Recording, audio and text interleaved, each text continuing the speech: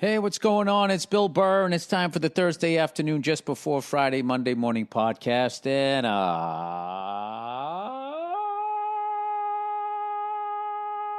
just checking in on you. Seeing how hopefully your work week's going. I know a lot of people are working from home during this new normal. The new normal. Jesus fucking Christ. I will never understand. You know, somebody says it, and then everybody else just, that's the thing to say. I want to say is it the new normal? Why can't somebody switch it up and just say, well, you know, the way shit is now. That scares people. Don't use profanity. You have to say the new normal. If they just hear the word normal, they're going to feel more normal. I read some scary shit, you know. Was on Twitter, but Jesus, so who the fuck knows if it's true or not, but it was saying by 2050, over 1 billion people are going to be displaced due to global warming. And I just don't understand these fucking people in power, man. They just keep, it's like a big circle jerk. They just keep fucking blowing each other, trying to make more money and fucking over regular people. And I just don't know where they think. They just think like, what's going to happen after I die? It's like, you don't give a fuck about your kids? It's unbelievable. So you got to pick that sweet spot, the sweet longitude, latitude to buy your safety house. You know, far enough from the equator, far enough inland from the ocean, but not too north to the polar ice caps. If you can figure out where that place is, right? All the while, like in the back of your head, if you did pick the right place, then you're going to be one of the last few to survive. And then you're going to have to go through that, right? And I'll tell you what will be fucking great is all these fucking goddamn red states for the longest time have been shitting on Hollywood, saying we're all in a pedophile ring and all that. You wait till we're gone, red states. Then what are you going to fucking watch? Huh? Who do you think produced that fucking Duck Hunter show you used to watch? That was us. The Bleeding Heart Blue Ties.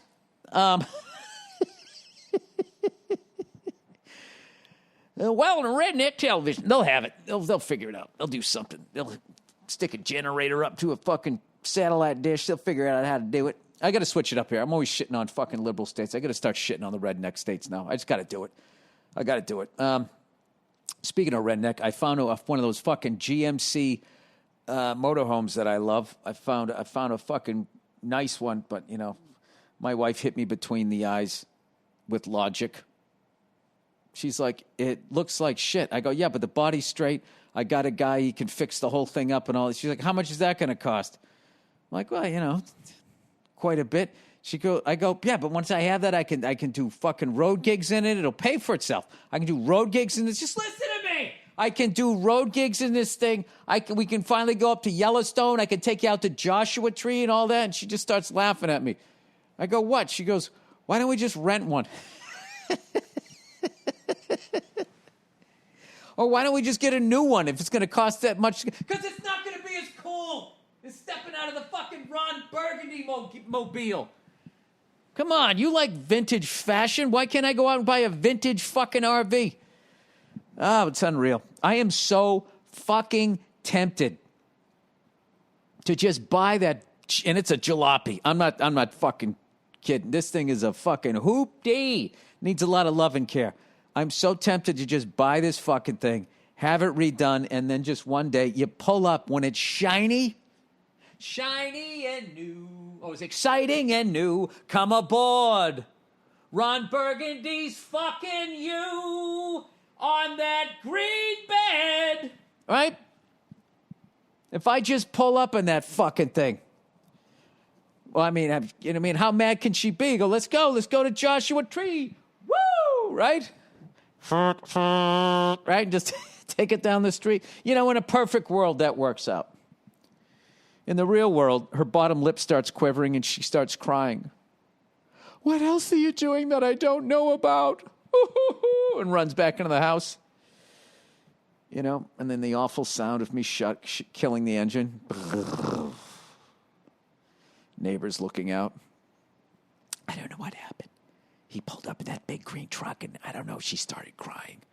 Are they getting divorced? Is that his new house? Anyway, whatever. A man can dream, can he? A man can dream. A man can dream. Speaking of dreams, guess whose dream fucking ended? Your Vegas fucking Knights. Good Lord. Dallas wins the first game. Vegas wins game number 2. You think it's going to be a nice little back and forth. And then Dallas gives them the old, right there, Fred. Pow! Right in the old fucking kisser. Bang, bang, bang. Ran the table.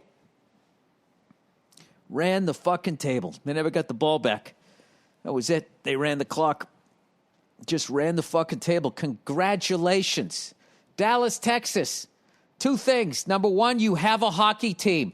Number 2, they are in the Stanley Cup final. Stanley Cup, it looks like a giant shot glass. It's as shiny as the spurs on your fucking horse. It's as shiny as the truck you drive that's never seen mud. That's what I've seen out there. I've seen some of the cleanest cowboys I've ever seen in my life in Texas. You know, you got the real ones that live in the middle of fucking nowhere, celebrating Hitler's birthday and doing some cowboy shit, right? Finding their last little calf by looking up at the stars, whatever it is those fucking people do, right? Walking around with their assless chaps, you know? And then you got the fake ones, the ones who live in the cities, you know, where they have the 4-door with an extra cab. The fucking bed is like 2 feet long by the time they're done with it. It's a goddamn living room in there. These shiniest fucking trucks. I've never seen so many pickup trucks in my fucking life that have never seen a day of work. Shinier than my truck, and I don't do any work in it. Anyway, you have a hockey team, and they're in the Stanley Cup final. Is it the finals, or is it the final? I don't know what it is. But I say anyways, so I call them the finals. And they are waiting for the winner of the Tampa Bay Lightning versus the New York Islanders. I guess the Islanders won the last game. I missed the last game. Huge win for the Islanders. 2-1 makes the series 3-2. You know, a little bit of pressure now on Tampa Bay. I was too busy watching. I was too busy watching fucking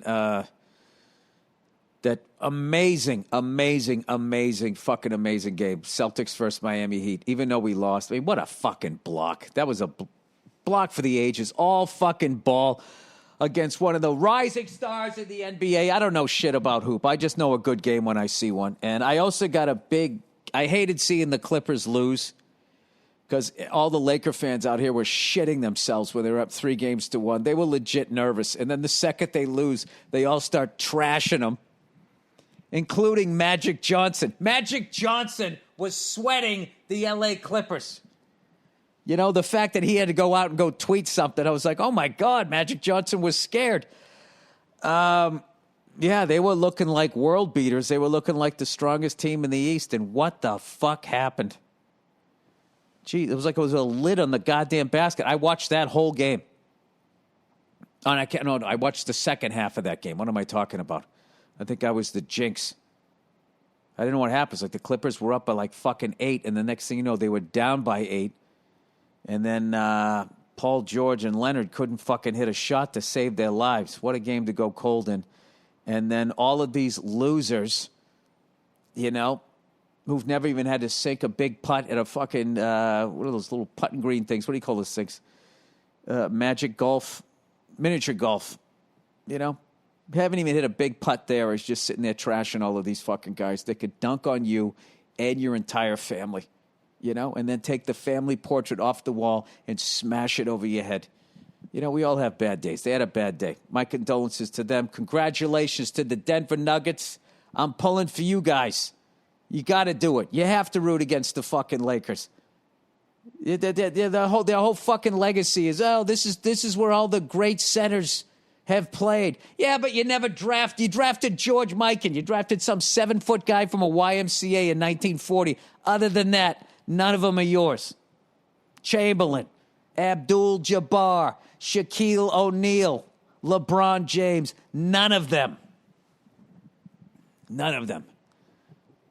Goddamn fucking assholes. And I think they're going to buy another one. Tell you, the Celtics got to get better at buying championships. We got to get better at it, man. We got to figure out a fucking way. I don't know, maybe with global warming. L.A. will be too fucking hot and on fire for anybody to play, and then all of a sudden we'll have like L.A. weather in Boston. Then Hollywood will move out there, and then all the fucking hot ass will move out there, and then we can start getting the top-tiered fucking people around the league, I don't know. Who the fuck knows what? But I think the Lakers got a great chance to win. I'm just fucking around. I'm a Celtics fan. I fucking hate the Lakers. I respect it.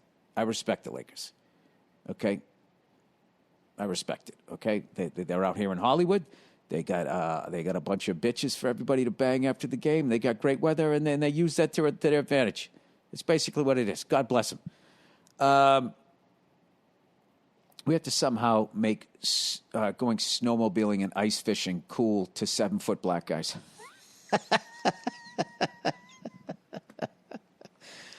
I don't know. Anyway, but the Celtics are still in it. This is going to be a great series. I don't give a fuck. Obviously, I want the Celtics to win. I just don't want the Lakers to win. I don't. I just don't want to, because then they're going to be tied with us with championships, and I'm going to have to listen to all these fucking morons giving me shit out here who don't know anything about hoop. As long as it's an old school Laker fan, then I actually really enjoy talking to them. But most of them are just like, Celtics are bitches.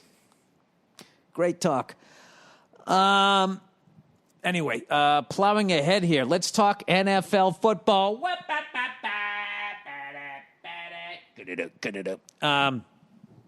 The Patriots have Seattle. Cam Newton against Russell Wilson. I don't know. These are like two teams in transition right now. I don't know what's going on with Seattle, and I'm hoping that we're going to build off that win. Cam gets a little more comfortable. The receivers get a little more open, and maybe he doesn't have to run for 75 yards. I'm liking our offensive line. Continue to protect Cam Newton, and we will see what happens. Tonight, Thursday night matchup. Who do you got? You got Joe Burrow versus Baker Mayfield, the Cincinnati Bengals versus the Cleveland Browns. I heard Joe Burrow had a great game last week, and they kind of got fucked by some call at the end. I didn't see either one of. I didn't see their game. I didn't see the Browns games, but I don't know. I like both of those guys, and so I'm hoping that's going to be a good game.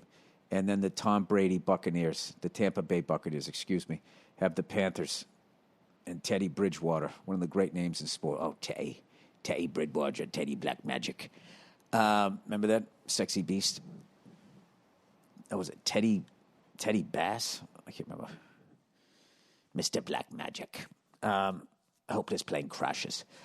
Anyway, I'm looking forward to all of that shit. There's like so much fucking sports going on right now, and I've been really busy getting ready to do my little stand-up tour coming up that I am very excited about. I got a couple of spots this week. I've gotten back into the groove, man. I've been riffing. New shit is coming out. I'm enjoying all of that stuff. And hopefully, it all comes together. And then by the time I go out to the farmland out there in Connecticut, I could possibly have some good shows. That's what I'm hoping for. You can only hope. That's all you can do. You can just kind of hope. So anyways, we're coming down to it, everybody. I think, I don't know what we're coming down to. I haven't even looked at the COVID numbers. I just feel like, as they gradually put the fire out here, so fucking state's on fire. COVID numbers by state, by stat. Oops, let's see here. April, we had nothing, and then we went up, then we peaked. Now, we're going down. We're going down, down, down. This is good, man. We're going down. I like it. Let's see here. There's been 771,000 cases, 14,648 deaths, 255,000 in Los Angeles County. What the fuck? 6,200 died. Riverside had 55. Oh, this must be 771,000 cases in California. Oh, okay. It said United States here. People, why do you listen to this podcast? Wow, man, there's been a lot of fucking people caught this shit. Not too many died. 6, 7, 8, 9, about 10,000 people died. 3, what do we got? Close to 1 million cases? Still a lot of fucking people, huh? I don't know. Is it going in the right direction? Did you see those fucking idiots talking about masks? That one lady's like, you know what? I got to wear a mask. I mean, George Floyd said, I can't breathe. He died. And now we're saying we can't breathe. And they're saying put on a mask. It's just like, oh, sweetheart. What happened? You didn't get the good books. I really just think it's really just, the news media, you got to have a heart every once in a while. When you just get a fucking dope on, just, keep the footage for yourselves to laugh. Why would you put that out there? Then they have this other one, this fucking sweet old lady. She's like, you know who likes masks? Child molesters. Oh, Grandma. Go make some cookies. Please go make some cookies. I didn't get mad at the grandmother. You know what I mean? It's just, your grandparents say crazy shit. That's their job. Their job is to spoil you, make cookies, and you just never bring up politics, religion, race relations, because you'll be like, what the fuck just came out of that person's mouth? All of that Norman Rockwell look about him, it just goes away. It goes away.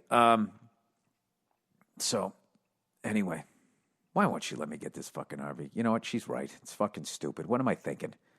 Where am I going to keep it? I'm probably going to use it like 3 weeks out of the year, and then I have a bus sitting out in front of my fucking house. Like, what am I supposed to do with that thing?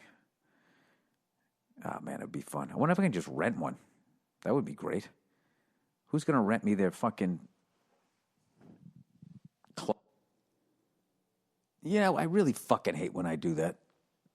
Every time I try to see how much time is left on this podcast, I get not every time, 50% of the time, I end up hitting stop. Now I got to splice these goddamn things together. People, there's no production value. There is no production value on this podcast. One of these days, I'm going to get a studio, right? I'm going to get a studio, and there's going to be somebody I talk to, and there's going to be sound effects. I'm going to fucking do this up. But until then, if you guys could just bear with me. All right, all form. We can do a couple of reads here. All form. All right, if you've been listening to this show for a while, you've probably heard me talk about my Helix Mattress.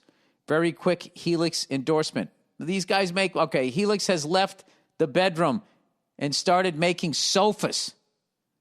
They just launched a new company called Allform, and they're already making the best sofas we've ever seen. So basically, they make a custom mattress for you to sleep and nap on, right? Napping is just a short sleep for people new to this planet, all right? And now I guess they're going to make a couch that form-fits to your body. Jesus Christ, you'll be nodding off all day. So what makes an all-form sofa really cool? For starters, it's the easiest way you can customize a sofa using premium materials at a fraction of the cost of traditional stores. You can pick your fabric, and it's spill, stain, and scratch resistant. So just imagine the things you can do on this couch. The sofa color, the color of the legs, sofa size, and shape to make sure it's perfect for you and your home. That's great. They got armchairs and love seats, all the way up to 8-seat sectionals for when you want to have an orgy and have no evidence of it afterwards, evidently. So there's something for everyone. And you can always start small and buy more seats later if you want. And buy more seats later on if you want your all-form sofa to grow and change with you when you move. All-form sofas are also delivered directly to your home with fast, free shipping. In the past, if you wanted to order a sofa, it could take weeks or even months to arrive, and you would need someone to come and assemble it in your home. Allform just takes 3 to 7 days, oh my God, to arrive in the mail. What the fuck are they doing over there? Yeah, can I get a green couch? All right. Yeah, no problem. Okay, we'll have it 10 to. Get off your fucking ass, green goddamn couch now! Just immediately just start assembling it. They probably have like all the couches all fucking ready. And people just sitting there, you know, just like twitching, ready to grab some fabric. I have an all-form leather couch for my office. It looks really fancy, but it's also comfortable. And if getting a sofa, they don't need me to say this. You can have a fucking couch, whatever color you want, whatever size you want, delivered right to your house in 3 to 7 days. You can't beat that. And if getting a sofa without trying it in a store sounds a little risky, don't worry. You get 100 days to decide if you want to keep it. That's more than 3 months. And if you don't love it, they'll pick it up for free, gross, and give you a full refund.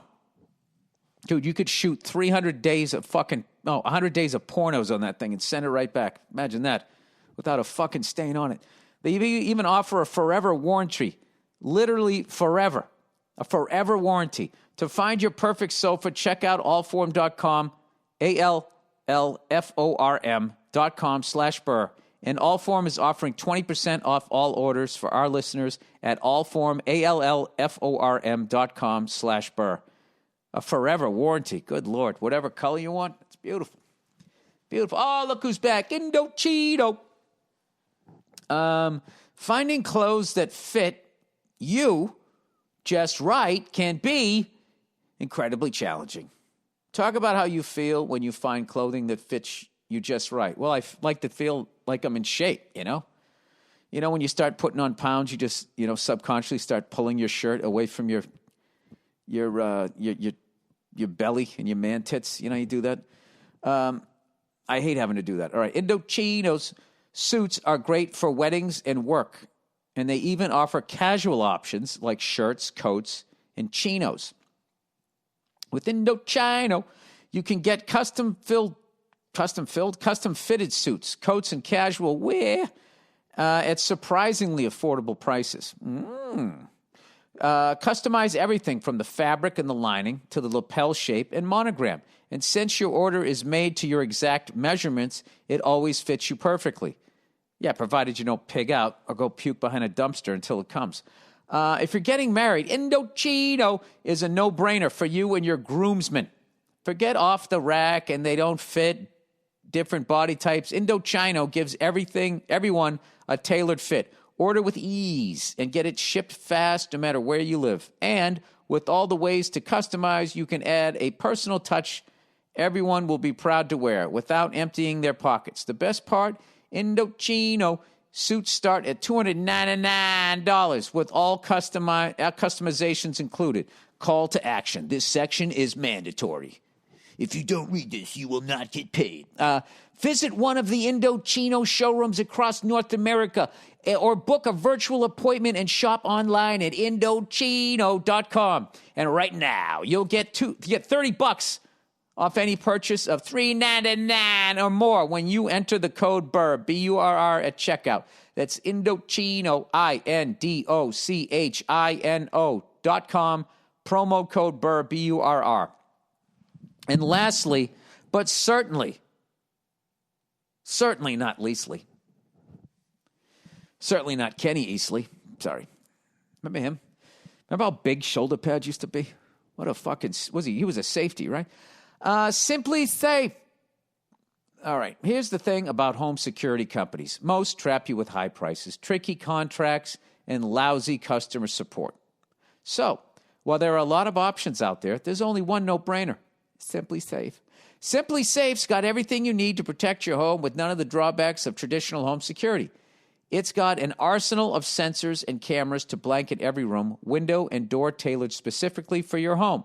Professional monitoring keeps watch day and night, ready to send police, fire, or medical professionals if there's an emergency. You can set it up yourself in under an hour. Just peel and stick the sensors exactly where you need them. No technician required, and there's no contract, no pushy sales guys, no hidden fees, no fine print. All this starts at just $15 a month. I'm not the only one who thinks Simply Safe is great. U.S. News and World Report named it the best overall home security of 2020. Try Simply Safe today at simplysafeburr.com. You get a free HD security camera. There's nothing to lose. That's simplysafeburr.com. SIMPLISAFE Burr, BURR.com. There you go. Look at that. You can get a fucking sofa that's customized for you and your fucking thick thighs. Then you can get a suit that's exactly what you wanted, right to your size. You know, you got a big belly, some man tits, and long arms. They'll make a jacket that fits. And then if you don't want anybody to steal it, you don't want your doppelganger to come into your house, take your comfortable sofa, and holy shit, does that jacket fit? I think it does. You get the Simply Safe. And you got an HD camera to see exactly what that fucker looks like. Right? When the Manchurian Candidate version of you fucking shows up. Could you kill your doppelganger? Would that be fucking weird? Do you think it'd be easier to kill somebody who doesn't look like you or somebody who kind of reminds you of you? I guess that would all depend on whether you hated yourself or not. You know? Then you get busted, of course, because you didn't plan it out. And the cops ask you, is they're sweating you? You know, and you're like, all right, I did it. And they go, well, why did you do it? And it's just like, well, you know what? To be honest with you, I hate myself. And I just didn't have the balls to kill myself because it's against my religion. So I killed this person that seemed reasonably happy, but sort of looked like me from a distance. Mr. Burr, do you need glasses? Yes, I do. Well, I want to let you know that person was strawberry blonde. Okay, they were not a redhead. Oh. Sorry about that. Well, we're sorry too. Book them. Anyway, so the fuck am I just out of people. I have nothing to talk about. I have nothing going on in my fucking life. I am either working my ass off or just sitting in my fucking house. I've started production on a couple of things through All Things Comedy. I've been working on those things. Those things are exciting, but I can't talk about them. Therefore, I cannot fill up the last 3 minutes of this fucking podcast. So, evidently, this is just going to become a fucking staring contest. No. Now, you know something? I got to be honest with you. The way you guys fucking raked me over the coals, deservedly. Fucking get this goddamn cord off of here. Deservedly raked me over the fucking coals for repeating that story about Trump. I am now afraid to do any stories about politics, which is probably a good thing. I'll get the fuck out of that. I'll try to stay away from that because I know how sensitive people are. They take that shit seriously. I was just sitting there talking about killing your doppelganger because you didn't have the balls to kill yourself. All of that is fucking fine. But don't be fucking talking about actual goddamn people. Don't talk about some liberal woman who wants to run for fucking office, and then don't talk about the square jaw fucking... There's not even... Is there even a woman Republican holding office? I mean, those people are just so fucking sexist. I'm fucking with you. Just waiting for it. Actually, Geraldine fucking Ferraro was a Republican. Let me see here. Women Republicans. All right, here we go. Images of women Republicans. Women in the GOP. Oh, the grand old pussy. Oh, isn't that cool? In the right way. Women have played a key role in the Republican Party since its establishment in 1854. I would love to read that first line at an all-women's college. Just get an applause break. Good night. The Republican Party and Republican women were the primary forces behind women's suffrage movement and the passage. Oh, yeah, I remember that. Yeah, because they both switched. One used to be liberal, and then the other became conservative. Like, I don't understand how the fuck that happened. So then what Republicans like to do, the people who were against slavery in the 1800s were actually Republicans. And it's like they flip-flopped. You know what I mean? I don't know. I think that's what happened. All right, read more. All I know is every woman that they have in the GOP is a black and white photo. Looks like it's my first stand-up headshot. Now, women, ladies, clam bake, women, Republicans, in office, women serving in the 116th Congress. No, I want to know who's more Republican women are running for office than ever. Women in the United States House of Representatives. Here we go. Come on, low number. Nancy Pelosi. I didn't know she was a Republican. Oh, this is just women, right? Nancy Pelosi became the first female House Minority Whip in 2002. Jesus, none of that sounded good. Minority Whip, all in the same thing. Like, she went on to become the first and only to date female Speaker of the United States. Oh, she's a lesbian? She's dating the Speaker of the United States. Also in 2007, Mazie Hirono entered the U.S. House of Representatives as the first female Buddhist in either chamber of Congress. In 2011, the U.S. House of Representatives got its first woman bathroom near the chamber. What do you mean a woman's bathroom? I've never understood that shit. It's like, you got it. Once you have a shitter in there, anybody can use it, right? Well, they just have a stand-up fucking, like a piss trough. Picturing Tip O'Neill dropping his pants, taking a dump in that. You would think that they'd have a toilet for the guys. These people are fucking weird, man. Politics is weird. This is why I don't pay attention to this shit. All right. Anyways, this has been the Thursday afternoon just before Friday, Monday morning podcast.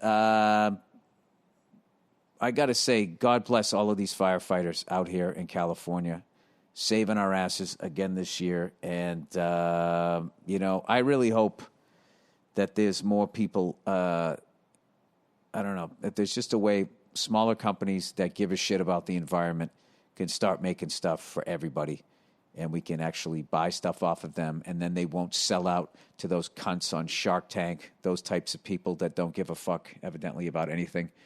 My wife loves watching that show. I hate that. She's just watching people in a position of power taking advantage of people. Hey, you got a great idea. Here's the deal. I'll give you the money that you need. I'm going to own 99% of your company, and you can go fuck yourself. How about that? We were thinking maybe like 50-50. All right, I'm out. And I like when they give an offer, and then the people don't accept it, and then the sharks, they act like a bunch of babies, because they didn't get their way. I know it's just a fucking TV show, but that is how business is done. Oh, that's a great idea. I will buy that from you so you can get a nicer 2-bedroom apartment, and then me and my company will get all the credit for your fucking idea. When was the last time there was an inventor that you knew their name? Let me see. Famous inventors.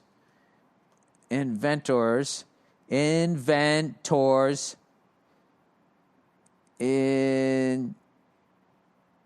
2000s. Let's see here if there's anything. 10 things you didn't realize were invented. See, they skip right past it. 10 things you didn't realize it.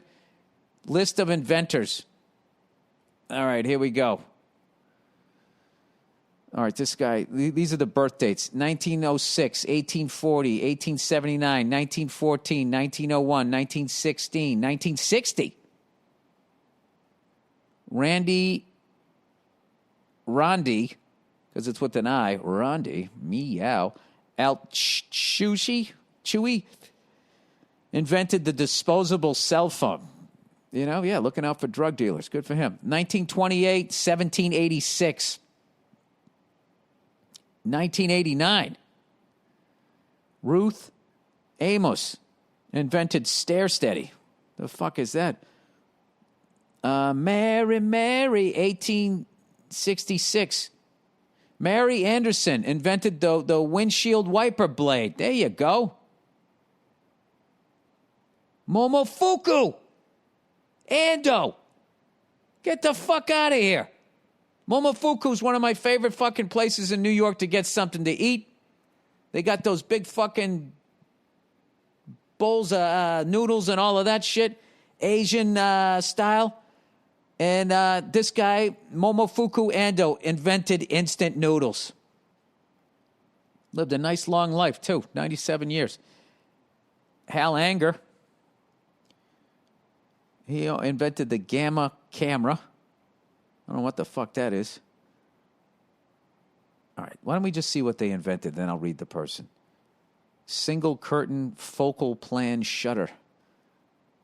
Oh, Jesus Christ. Imagine having a conversation with that person. I notice you have curtains. I don't want to brag. Let me try. Oh, here we go. Look at this piece of shit. 1788 to 1874. Neil Arnott from the United Kingdom invented the waterbed. You fucking dirty old man. Come on, there's got to be something good in here. Sawmill circular saw. Video game console. German-born American Ralph H. Bayer. Look at the Germans trying to get credit. What do you mean German-born American? Oh, he's born in Germany. He comes over. All right. Whatever. We'll take 50% on that one. Come on. The color TV. John Logie Baird. Scotland. That's right. He was sick of all those gingers looking fucking awful in black and white. Let's get one more here. Oh, Frederick Banting. Canada invented insulin. Alexander Graham Bell invented the telephone. Didn't he steal all this shit from Tesla, or is that just some fucking bullshit? Ballpoint pen. The cheese slicer. Flash freezing. The stereo. The UK. Alan Blumine. Seatbelt. Sweden came up with the seatbelt. No wonder Volvos are so safe. The taxi meter. Germany, of course. Once you went 7.6 kilometers. Come on, give me something. The lawnmower. We'll close on this one. Edwin Beard Budding, England. You know, I always assume that most shit was invented in America. You know, I don't know why, but look at all this shit. Electron cooling. Russia. The Bull engine, or a modified steam engine, England. Bunsen burner, Germany. Horseshoe machine, first usable iron railroad spike, Scotland. The World Wide Web was not Al Gore. It was Robert Kellau, Belgium. Stock ticker tape. That was the U.S. Yeah, you want a fucking parade with some lies on it? Yeah, we got you. Induction coil, Ireland. Quick release skewer, Italy. All right. This is just, who gives a shit stuff here. Tension spoke wheels. Artificial cell. Chapman stick. That's a chapstick. People, how do I get out? I'm going down a fucking rabbit hole. There's like a million things here. Neon lamp, dishwasher. You fucking cocksucker. Josephine Cochran, you fucking cocksucker. The goddamn dishwasher is the biggest lie of the 20th century. The fucking thing never worked. It never fucking worked. I used to do a bit about that guy. Go, I don't know who the fuck invented it. Oh, my God. I remember I used to do that bit. Whoever invented it was in a toxic relationship because they would get nagged the entire fucking time because the goddamn thing doesn't work. It doesn't wash the dishes. It makes them wet. It dries them. It's great at drying them. It makes them wet, and then it dries them, and then it just bakes on whatever the fuck you cook there. All right, this has been a little extra long podcast. I got to get off the phone. Go fuck yourself. No, I got to go get on the phone is what I have to do. I got to get off the podcast. Enjoy the music from the great Andrew Themelis, and I will get back to you on Monday. Go Pats. I'm rooting for Joe Burrow. I am rooting for the Texans against the Ravens. I always got to go underdogs here. And what else? And I'm rooting for Tom Brady against Carolina. That's it. Have a great weekend, you cunts, and I'll talk to you on Monday. Please enjoy my segment on the Sports Gambling Podcast with Sean Green and Ryan Kramer coming up after the music. Bill Burr on the Sports Gambling Podcast is brought to you by MyBookie.ag. Head over to MyBookie.ag to get in on all the NFL action and use the promo code Burr for a 100% deposit bonus. That's MyBookie.ag, promo code Burr. Joining us on the line, comedian, Patriots fan, Bill Burr. Bill, Pat started 1-0 in the Cam Newton era. How exciting was that? It was definitely. I was happy that we got the win. The Dolphins always play us tough. I mean, I was excited about our offensive line looked good. I still saw, some of the problems we had from last year slightly improved, but it's early on. I have faith in Bill Belichick. Cam Newton looked great. I'm not too excited that he was our top rusher. Yeah. 75 yards. I mean, I'm kind of old school with that, where I just feel like you're going to get hurt. So hopefully, Sony Michel will, pick it up those yards for us, and he can stand in the pocket, and guys like Harry can maybe step up or something like that. You need like a viable number 2 receiver. And I thought our defense looked pretty good.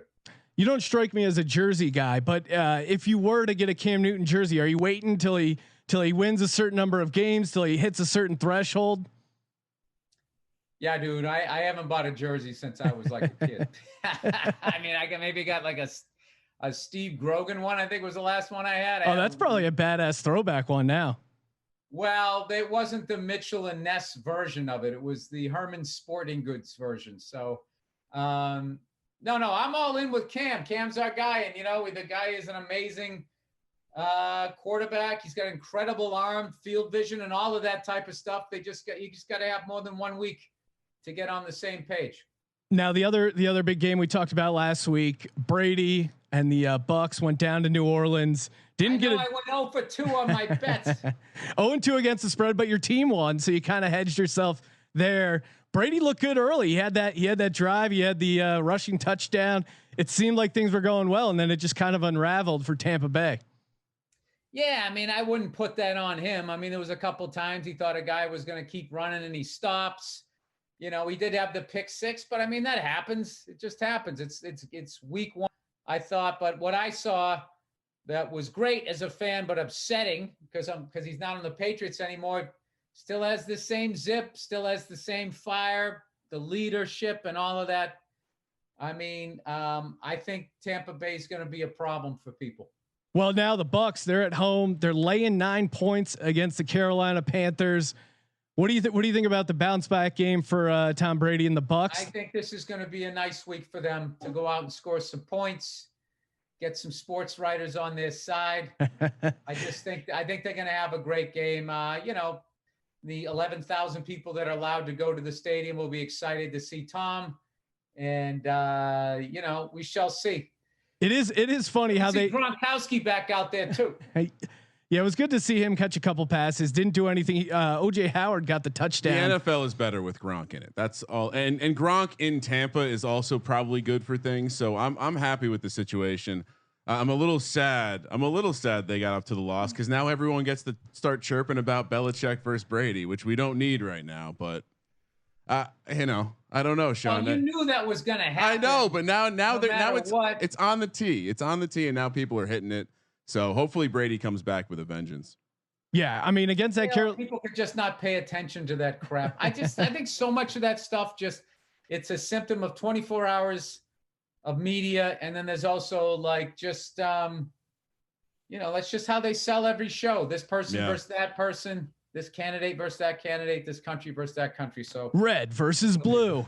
Yeah, the Big Ten, they're coming back, and and we kind of hit on this last week talking about where they draw the lines for college football. It seems to be political. Like all these Southern Republican states, they were all in on football early. Then these swing states in the Big Ten, they were not doing it, and now they are doing football. And then the super left blue states are holding out, no football. Maybe it'll be later on. It's just hilarious how it's falling right on party lines again. Yeah, well, I mean, they make the schools so much money.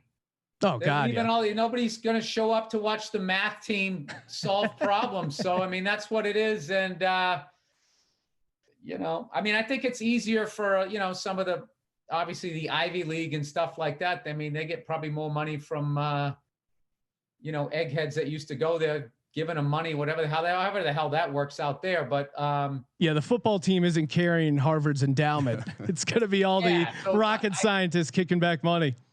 Yeah, but I mean, if 100,000 people were showing up every week to see Harvard play Yale, then they would be playing too. I mean, at the end of the day, they got to make their money. Big Thursday night game. Bengals at Browns. Where are you at with Baker Mayfield? And what do you think? Isn't it Bengals? There's like 3 different pronunciations. I don't know how you just said it. My buddy says he says Bangles, like the girl band. Yeah. It's Bengals. Oh, this is how dumb I am. I didn't realize there was a difference between the girl band and the football team. I assumed they were the same. They're all the Bengals.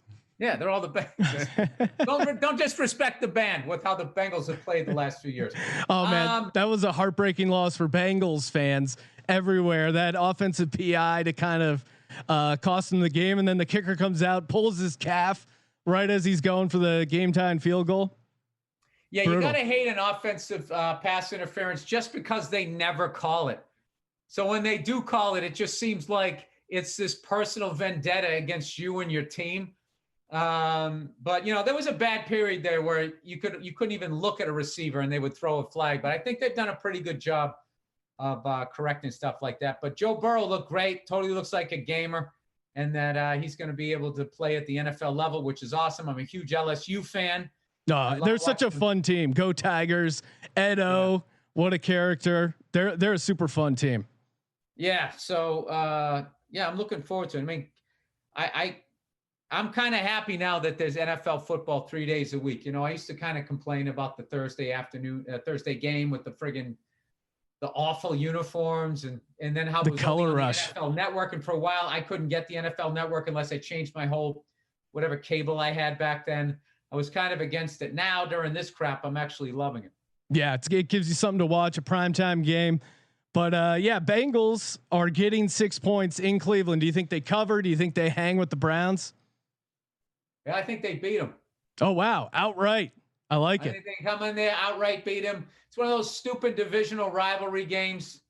I always hate betting those games too. But yeah, I think the Bengals go in and just straight up beat them. I know, but Cleveland has a good running game, right? They have a good running back. But they got Nick Chubb and Kareem Hunt. I think they could give the Bengals rush defense some problems. I think that's going to be key. Baker's still the quarterback though, and that's probably the problem with them. They didn't look too good week 1. I just never seen a guy get so much shit before he even played. Yeah, no, Baker's gotten a ton of crap. He's both gotten a lot of shit and been crowned all before he's done anything. And now it is funny to watch him in those commercials where the stadium is his house and 38-6. What was the score? It's not a good look. Maybe more football, less acting. It is brutal though when your quarterback's getting destroyed in the game, and then they're having he's hanging out, having fun, living at the stadium. You're like, I don't want to see that right now. Like they need to have a guy in there who, if it's a blowout, pull all the Baker commercials. Yeah, work on your lines or work on the plays, not your lines. Just for his own sake. I mean, I get it. You can be in the NFL and spend 4 hours at the stadium. Think Cleveland's entire problem is Baker Mayfield. They were kind of having a lot of problems before he got there. And I think one of the worst things that can happen to you if you're a high draft pick as a quarterback is to go to the Cleveland Browns over the last almost 30 years. So cut the guy a little bit of slack. There's something about a white guy who wears a bandana. White dudes, I don't know what it is. What does he think? He's in a gang? You just started all the way back to Andre Agassi. People just start trashing him. Yeah, it's people. Yeah, you think he's like an extra in Sons of Anarchy with the hair going and the bandana. It's that Cobra Kai look, Another kind of classic matchup, the Monday night game, the Las Vegas Raiders at home catching 5.5 against the Saints. Where are you at with John Gruden, Bill? Are you a big Gruden guy?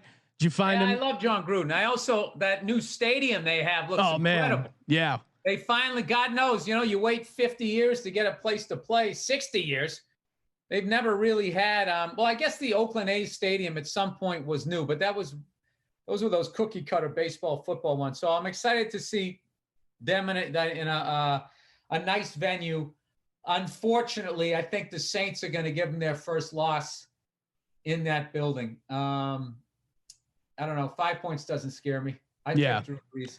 Yeah, Drew Brees in the dome against John Gruden. There was that. The Raiders just won a game. They're riding high. This is the perfect time to bet against them. And it is. I mean, we drove by it in person recently, and it's just awesome to see it sitting there right out in the strip. It's like a hockey puck almost. Yeah, it's very stadium. The Death Star, they're calling it, very futuristic. It is going to be crazy when they do let fans go in there, because I can just imagine.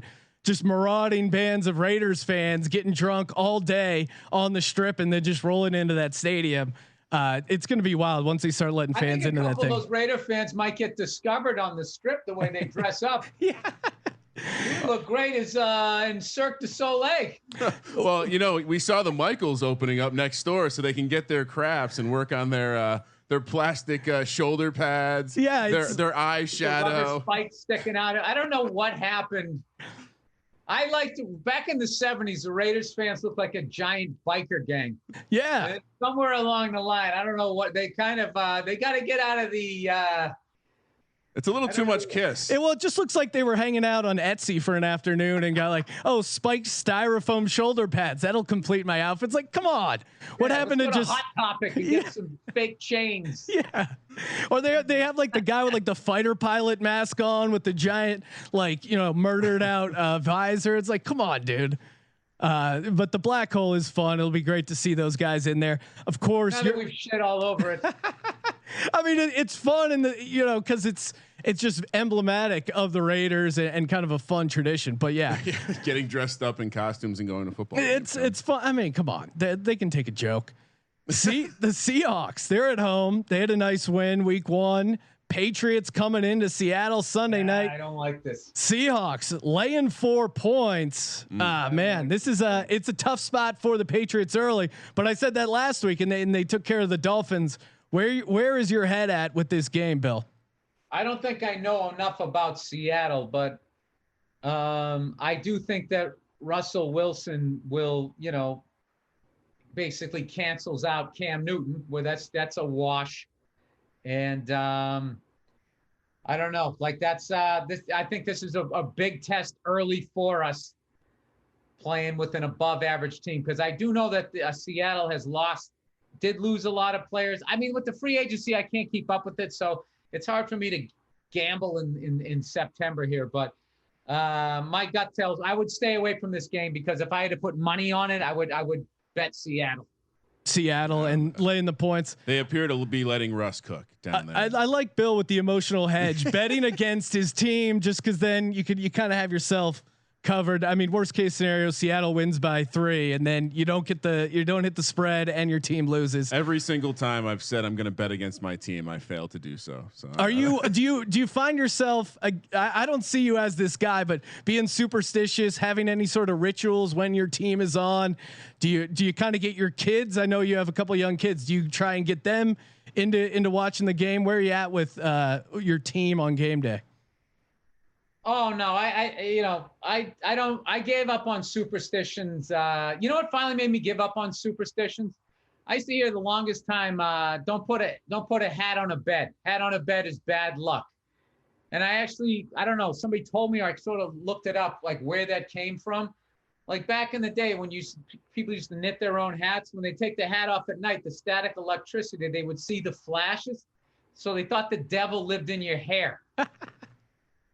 So then so it was like in your hat or something like that. So if you put the hat on the bed, the devil was in your bed, and then it was going to get into you. And I was like, that has got to be the dumbest shit I've ever heard in my life.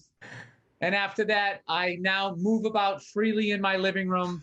I know that I have no effect on the game whatsoever. It's been liberating for like the last 20 years. So I don't have any superstition. I will tell you though, is I don't have the stomach to watch playoff hoop when my team is in it, because that whole thing where it's a game of runs is just infuriating to me, where my team can't miss, the other team can't hit, and all of a sudden we forget how to play and then they can't miss. That doesn't happen in other sports. It's not like if your offensive line is dominating the defensive line, I don't care what kind of halftime adjustments they make.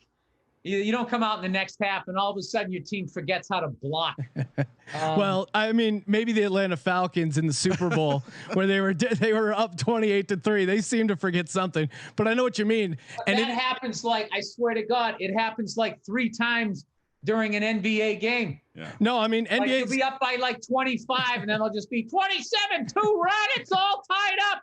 And you're like, what the fuck happened? Well, especially now when they just like every guy is shooting threes, even like a 7-foot guy from Latvia is still like chucking it up behind the arc. And yeah, it's so easy that they go hot and cold. The bubble, the shooting and the runs have been crazy because there's no home court advantage. So you got teams like the Nuggets and teams like the Miami Heat who maybe never would have made it if they were actually traveling and playing in hostile environments. But yeah, it really feels like the last 6 minutes of an NBA game. Just wait till the game has 8 minutes left in it, and then you can watch it. Because if you watch it before that, you're just going to go on this strange roller coaster ride that means nothing. And that's essentially why I stopped betting on the NBA regularly. It's not good for your heart. It's just like, Jesus. Oh yeah, and then also like the last 5 minutes takes like a half an hour.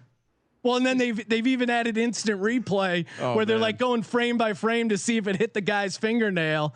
It's like, oh my God, they got to do something to like speed up the end of the game, because that's what's fun about basketball: the intensity, the running up and down the court, the flow of the game. We sound like some grumpy old men, Sean. Get off our lawn. No, but it is true though. But I will tell you. But then you got to sit there with your stomach in knots for a half an hour for something that should have taken like maybe 10 minutes. No, I know it never goes away. That kind of knot you have when your team's playing. It's a good sweat, sometimes. One final game worth hitting on. I hate that I care about sports. Well, I find myself. It's a curse. I mean, my wife will like have to talk me down after the Eagles loss. She goes, "You can't do this to yourself. You can't, be mad at yourself for something that you have no control over." And the logical part of my brain is going, "I know what she's saying. I can't control it." The other, the reptile part of the brain is going, "You fucked up. You dumb motherfucker. You wore the wrong hat. You knew what you were doing. You let the team down." Honestly, I after a bad loss, I go, "What could I have done?" And I'm not an idiot. I know I can't do anything, but it must be, Irish Catholic. I don't know, but Irish German. I wish I could go back to the days before the internet. When you lost, you lost. You didn't have a direct connection to the fans of the team that just beat you. Like, did you see? You see Magic Johnson? Oh man, he's great. He's hilarious. No, he went on and he trashed the Clippers when they said LA is always going to be like the Lakers city. And just as a Celtics fan, I was like, wait, they were kind of sweating the Clippers when they were up 3-1. They were like, oh shit. And then all these people came out. I don't know. I thought that was a bad look. Yeah. For the Lakers, where it's like, dude, you're the Lakers. You don't care about these guys. The fact that you actually have to make that LA will always be the Lakers city. It's just like you're sitting on 16 championships. They have 0. Why would you take your time to answer them? No, I know. Yeah, it is. You don't really need to stoop down to the Clippers level if you're a Laker. Thing. You don't need to rub it into your little brother. It's especially. I do love the Clippers, and I was rooting for them, but now I'm rooting for the Nuggets. Anybody but the Lakers. Oh yeah, Nuggets are such a fun team. They do have kind of that like rec league team vibe that just got hot, and you can't get them off the court. But Jokic, Jamal Murray shooting lights out. They're a fun team. The Lakers always seem to be able to buy the 2 best guys in the league, and then it drives me nuts. Yeah, I mean, it seems as though the NBA would love to see a Lakers Celtics bubble final. So conspiracy theorists out there. We could somehow appeal to people to come to me and just be like, Boston's like LA. It's just as racist as LA. It's just the weather isn't as nice. Yeah, we could. Boston can hang. Don't worry, guys. All right, Bill. One final game to hit on. A nice quarterback battle here. You got Lamar Jackson and the Ravens coming off a ass whooping of the Browns, going into Houston to face the Texans. Texans are a 7-point home dog. Of course, they got their ass kicked opening night against the Chiefs, so they have a little bit of long rest. What's your lean here on this game? Texans getting 7. They always pick the perfect number, don't they? I mean, the Ravens are just, they're going to beat them.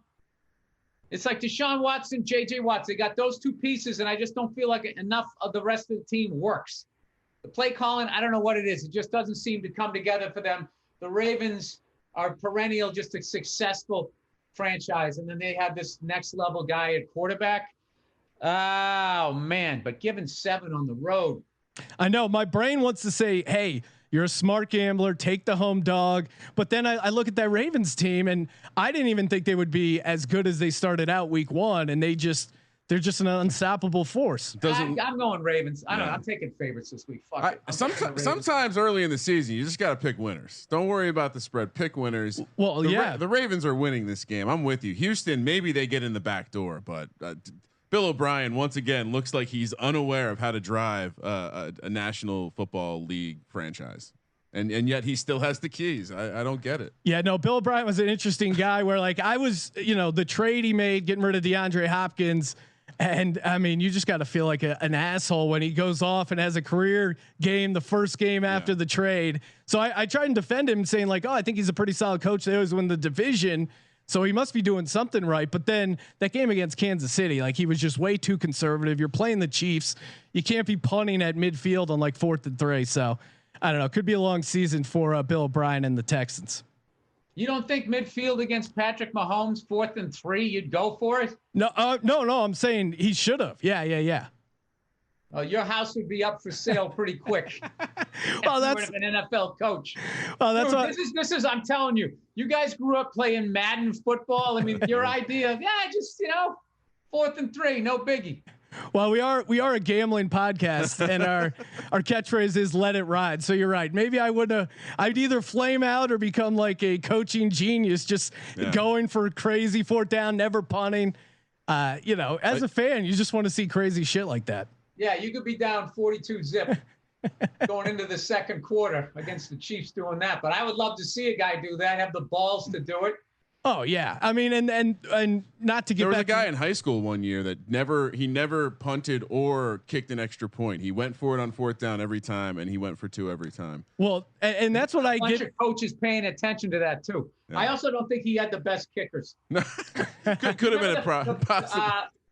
The undefeated Patriots when we lost to the Giants in the Super Bowl. Do you remember that 4th down Belichick went? It was like a 4th and 6. Yeah. On the first drive, we just went for it and didn't get it. And I remember that was like one of the few times I ever questioned Belichick. I was like, what the hell was that? Yeah, no, I mean, video game shit. Yeah. And just immediately, even if the math supports it, it's like in blackjack, when you got 16 and you're against a face card, the number says the card that you get at the gift shop says you're statistically better off hitting.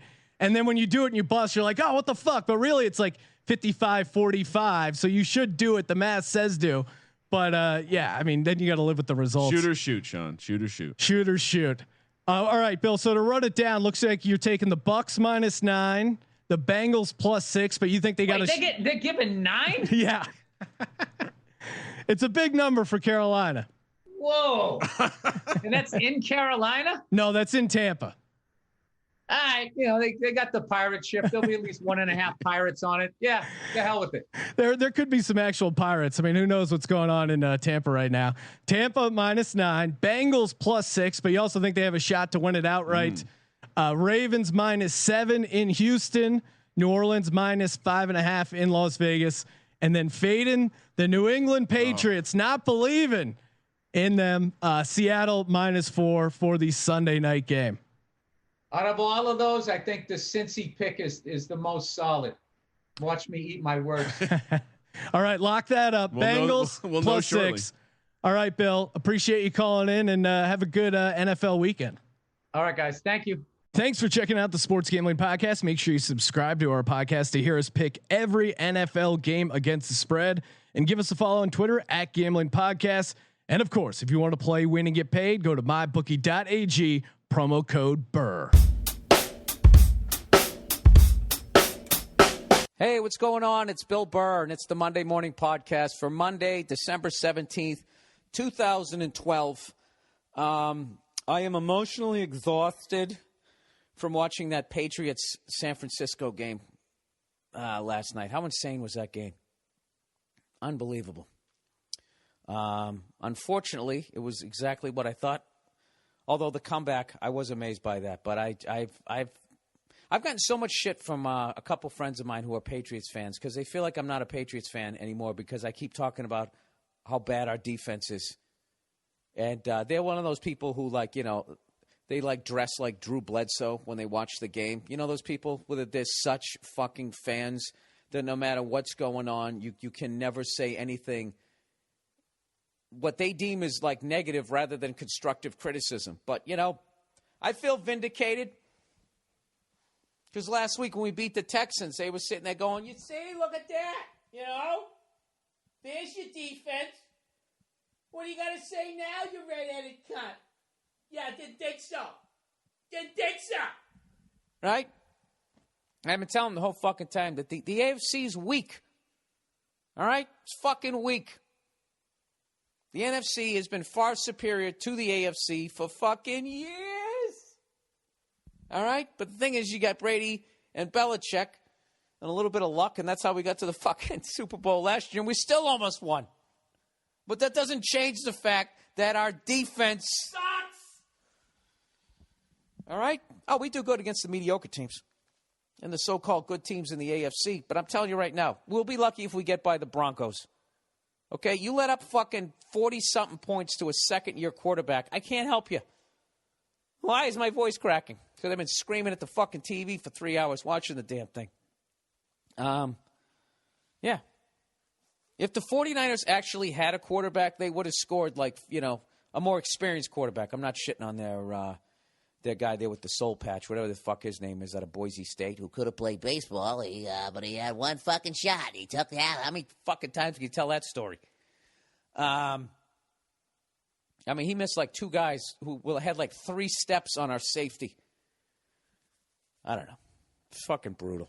But I knew it was going to happen. You know what I mean? I hate to say it, but if the 49ers had Aaron Rodgers, Drew Brees, a fucking, Eli Manning, we can't compete with that. Kills me. I don't know what the fuck we have to do, but, we're all right. We're all right in the box, as they say. But I swear to God, our fucking pass defense stinks. I don't give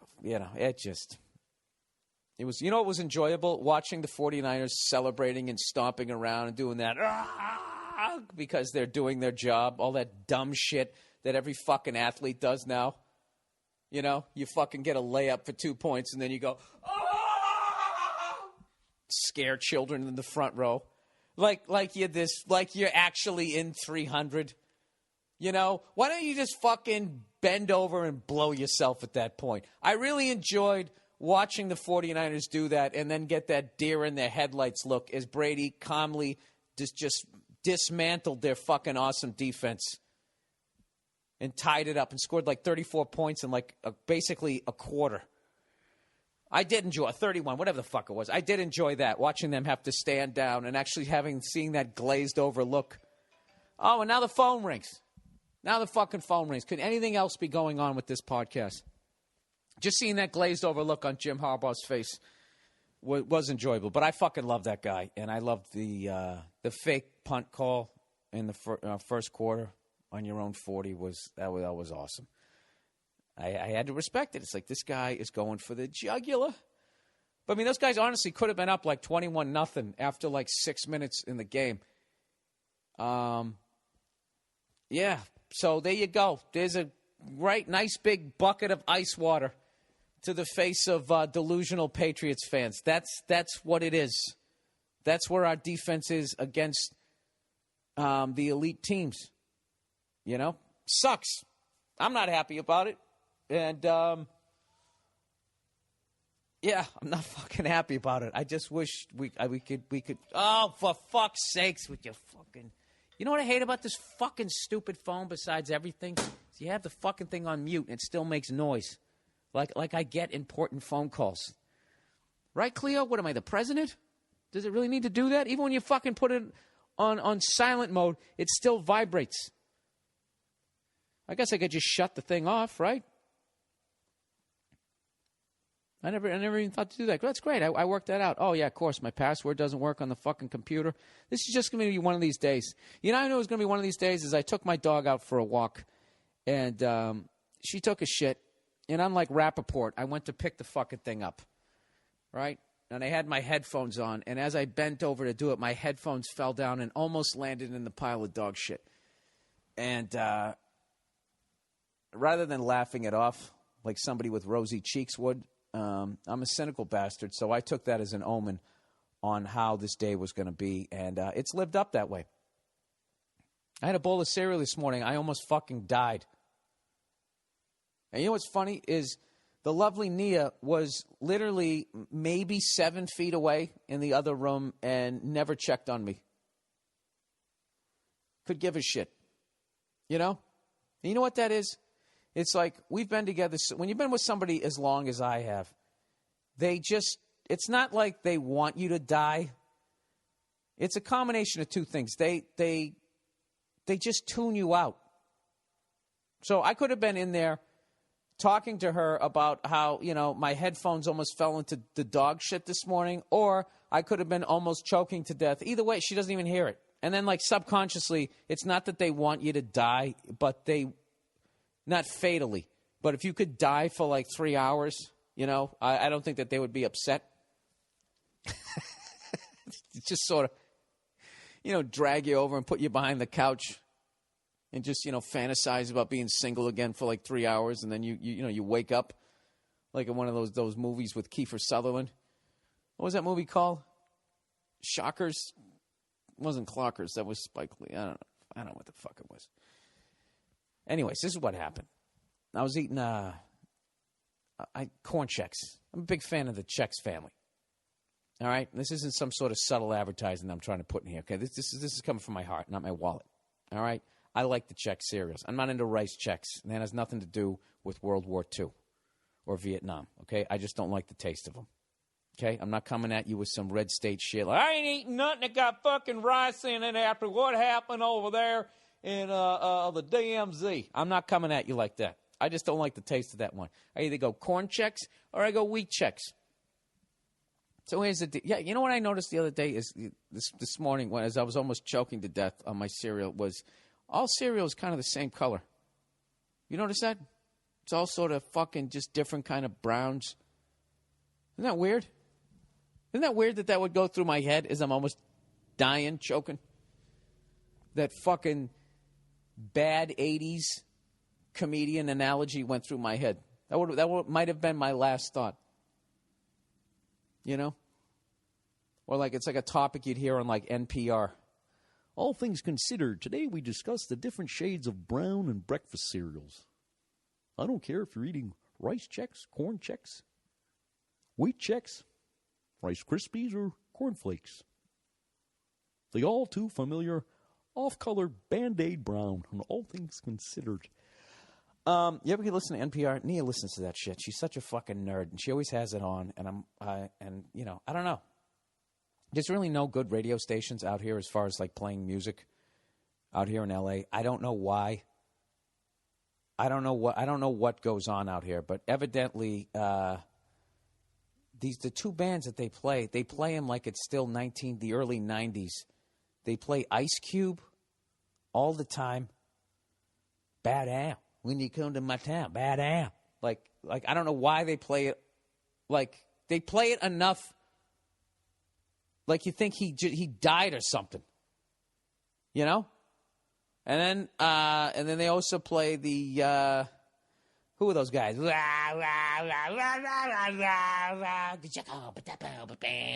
the fuck they are. Pretty Fly for a White Guy. They play them all the fucking time. Like everybody's still walking around in flannels going, hey, have you heard the new Pearl Jam, man? Anyways, so here's the story. I go to get my fucking box of corn Chex. I pick up the box, and immediately I notice it's pretty light, Pour it in, get a full bowl, and there's like an eighth of a box left. Now, I could be a douche and put the box back and give Nia false hope. Oh, I want a box, I want a bowl of cereal, and then she grabs the box and she feels the lightness. Then that panic comes in. You start to sweat like, oh, fuck. You start pouring it out. Come on, man, keep going. And there's only an eighth of a bowl left. The douche puts that back in the cupboard. The gentleman, the refined individual like myself, you just say, all right, I'm going to have a little more cereal than I usually have. So that's what I did. All right, and I start eating the fucking cereal, and I'm wolfing it down because I know the podcast is a little bit late, and I'm going to get a bunch of shit on Twitter, right? So I get about halfway done with my bowl. I take the box of cereal, and I pour that last eighth in. And you know the deal. The last part of the box, that's the most dangerous part of the box. You got half of it's cereal, and the rest of it's all fucking powdered. So all the powder goes on the top of the cereal. I start eating the shit, and I'm doing that, eating so fast, you're eating and inhaling through your fucking pie hole, doing that shit. And I had a half a spoon of powder, and the other half was the cereal, and I inhaled the shit, and my throat just closed off. And I thought at the very least I was gonna pass out. To the point I was debating as I'm coughing and hacking away, and Nia is completely ignoring me. I'm sitting there pounding. I'm thinking, should I make a loud noise in the kitchen, or should I run to 5 steps to the bedroom? But then I'm thinking, well, that like take up too much oxygen, and I basically was choking on this shit for 3 straight minutes, and Nia didn't move a fucking muscle. Didn't move a goddamn muscle. And when I finally realized I was going to live, I was so pissed at her that, like after you get done choking, like your voice is like, it's like turned down to 1. So you're trying to talk. It's like, thanks for helping. That type of shit. I basically said sarcastically, thanks for helping in the I was just choking for 3 minutes voice. And all I get from Nia was like, oh, I'm sorry. Are you okay? Is that any way to start the fucking day? I don't think. Was that even funny? Was that even remotely amusing to you? I don't know. I almost died this morning. I don't care if I'm funny or not. Cleo. All right. Let's do a little advertising here, and then I'm going to talk to you about this 30 for 30 I watched called Broke. All right. Where are we? Oh, we got new advertising this week, everybody. Cascade Studios on Santa Monica Boulevard out here in Los Angeles. We got a local ad here.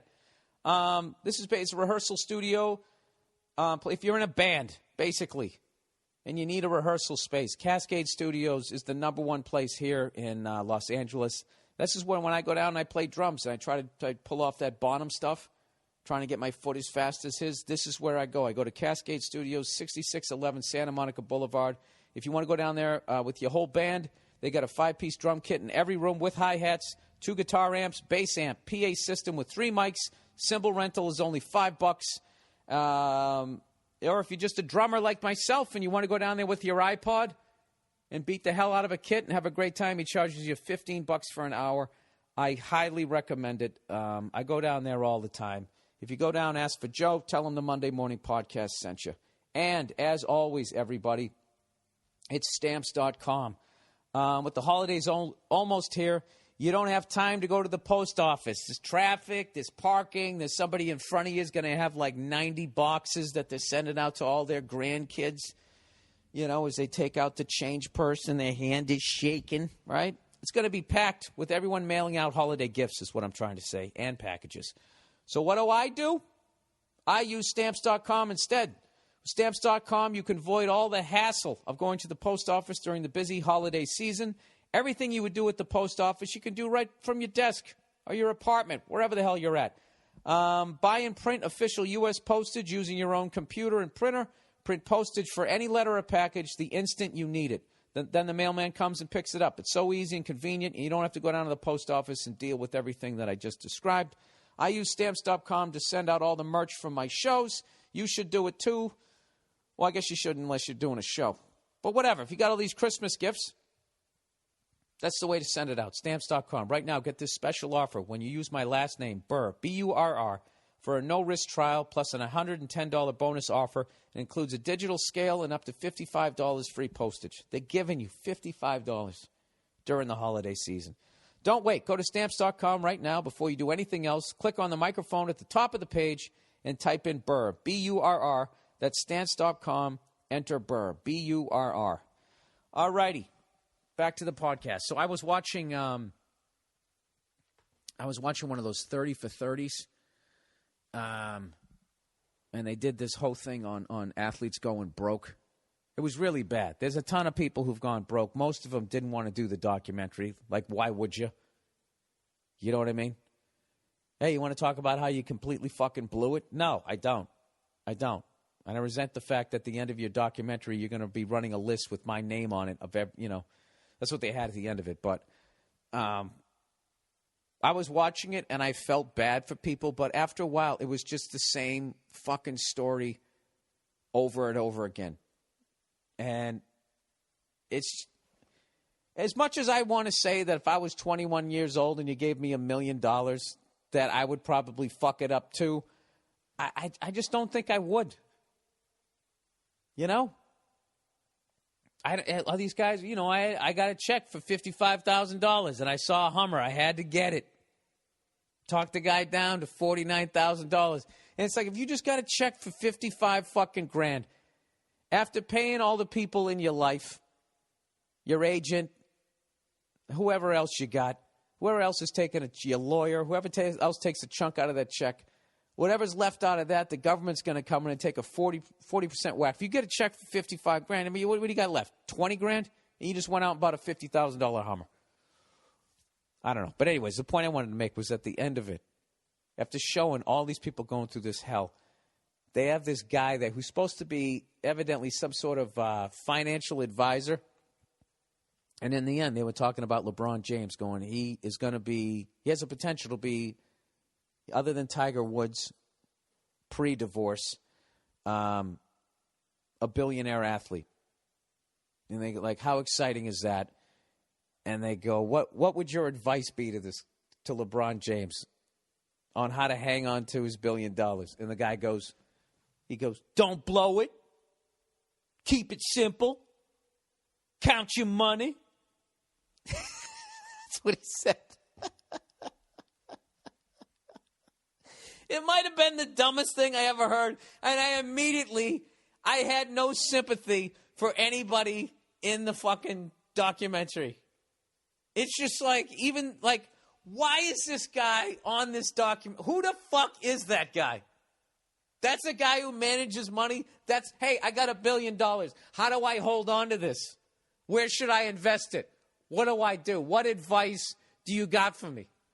Oh, it's simple. Don't blow it. Keep it simple. Count your money. All right. Thanks a lot. I'm out of here. Fucking ridiculous. It was an hour and a half of listening to morons telling you what the fuck they bought with all their money. And I don't know. I felt bad, but there was another part. There was just one guy that I really felt bad for because it was the hurt that he had. You know, like Andre Rison was on the thing, and he's sitting there in a suit with sunglasses on. Mirrored sunglasses doing the interview. And just right there, it's like, yeah, dude, I'd give you another $1 million if I had it. If I gave it to you, you'd fuck that up. Why? Because you're sitting here in a shiny suit with fucking sunglasses on. Looking like Michael Jackson at the award show, right? So anyways, the one guy who actually really bothered me was, if you ever watch it, it's 30 for 30 broke. There's a guy who's sitting there, and he's just ever so slightly leaned to one side, and just the pain in his voice. He's just sitting there going, I made $75 million in my career, and I had me a Mercedes. Got a Hummer. Got me a boat. And he's just sitting there looking down on his knee, like playing with his pant leg. I had a jet ski. And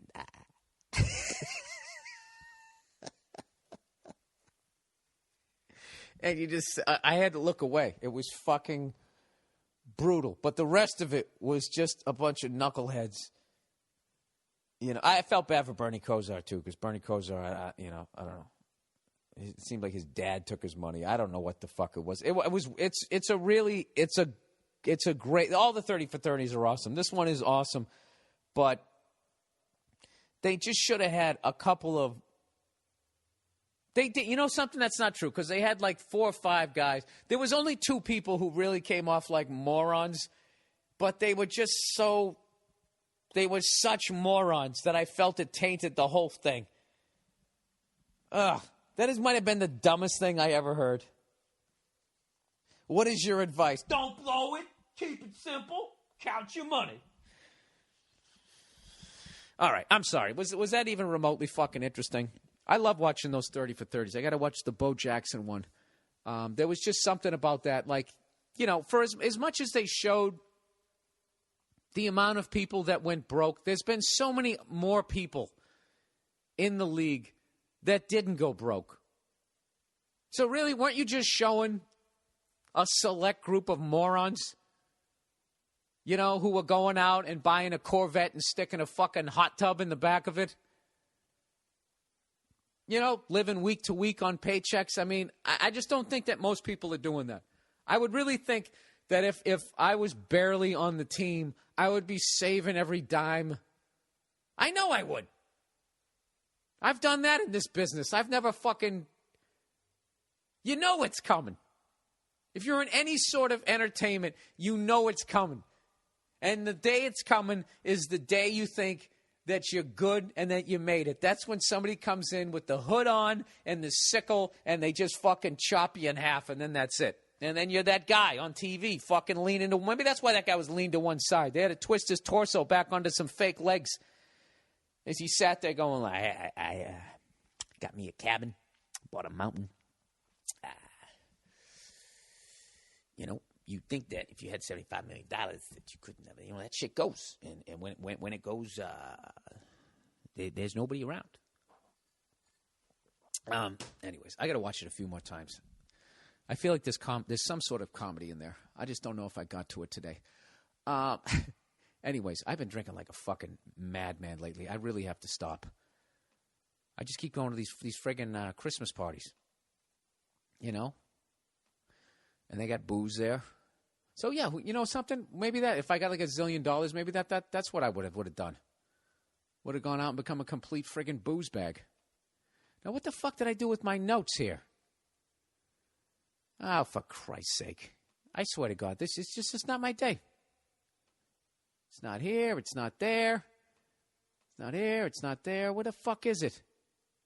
There it is. You know what? Let's read a question here. My brain is suffering from lack of oxygen here. Let's just read a question. College duet. Hey, man. I'll keep this question short.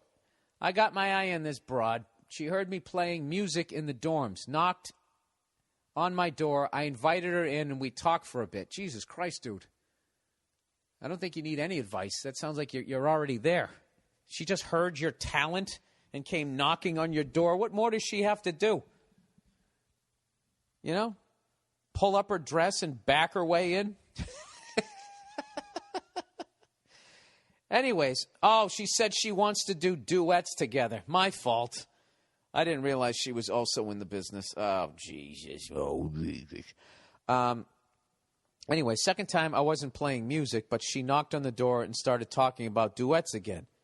Not sure if she wanted to play then or what, but I was busy studying, so I invited her in again. And we talked yet again. Dude, you're only going to get so many at-bats where it's going to be weird if you finally fucking make a move, all right? What are you doing? Where did that come from? Anyways, I figure I'll invite her down. I have a single dorm with her instrument. Once the workload... Didn't really sound good. What? I figure I'll invite her down. I have a single dorm with her instrument once the workload after holidays dies down, and just kiss her and see what happens. Oh, this is just a band geek. All right, what are you doing? Hey, come on over and bring your bassoon. And then she's going to walk in and you're just going to kiss her? Please tell me there's going to be some sort of preamble of making her laugh or something. Are you at least going to try to light a candle?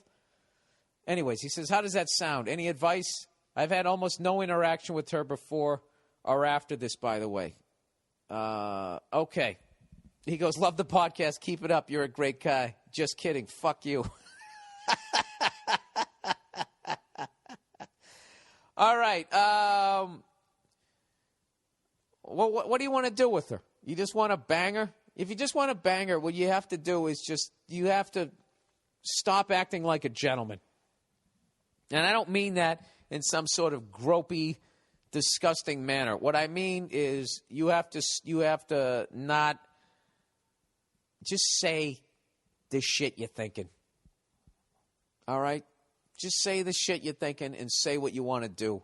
All right, if it's one of those. But if the girl is like, I don't know, she's more walled off. I don't know what the fucking word is. I think that brain cell died when I inhaled the powder this morning.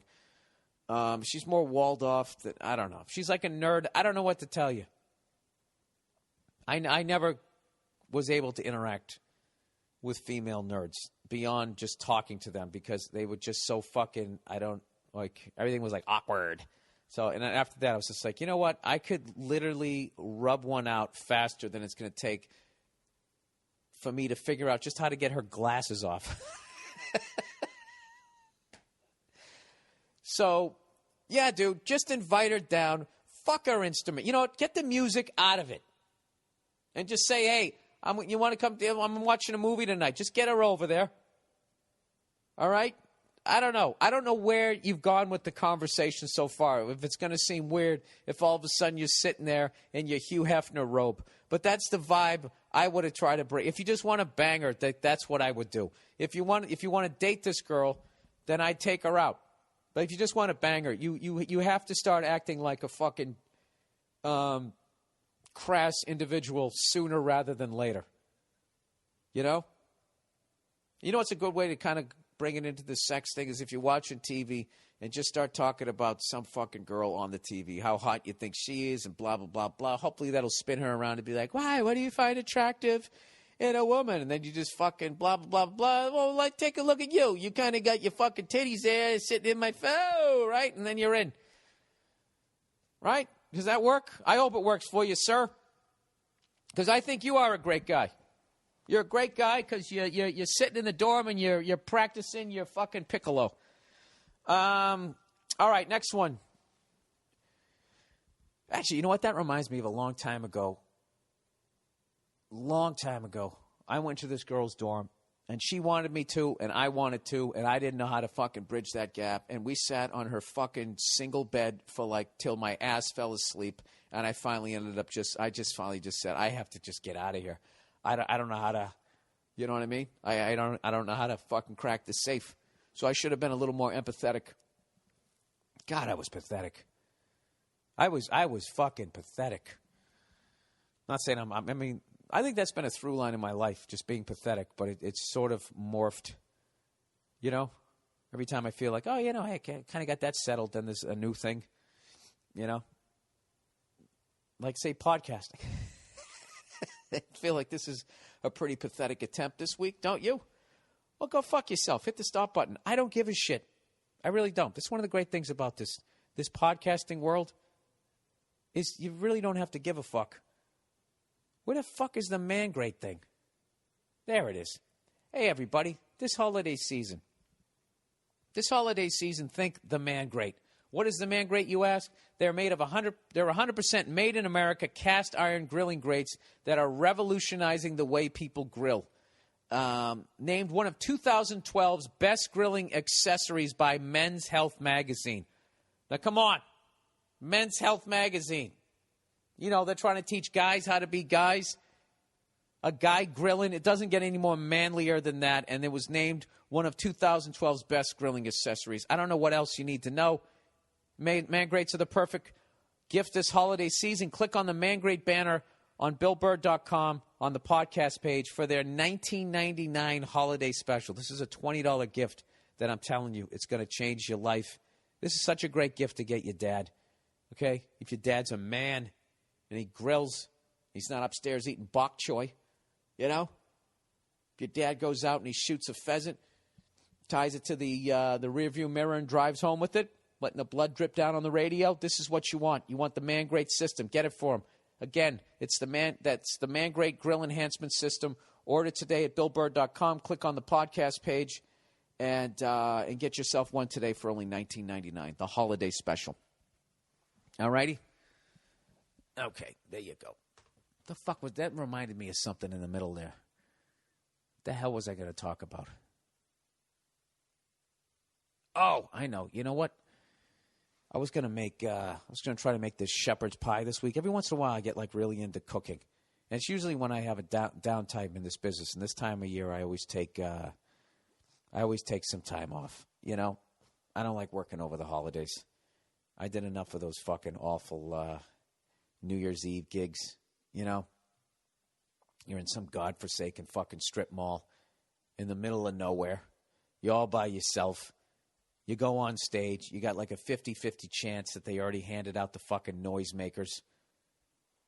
You're standing up there eating your balls, and then they make you do the countdown. Stop your act. Did I talk about this last week? I feel like I already did. I'll fast forward through this shit. And then you got to somehow, then they want you to continue your act after the countdown. It's the worst fucking thing ever. And everybody's hugging and kissing and that type of shit. You're standing up there by yourself like the absolute, you know, cliched entertainer. You know, sitting there crying in your tuxedo. So anyway, so I take this time of year off and I get into cooking. Cleo, stop staring at me. Come here. Stop staring at me. So anyways, I'm a big Mario Batali fan, right?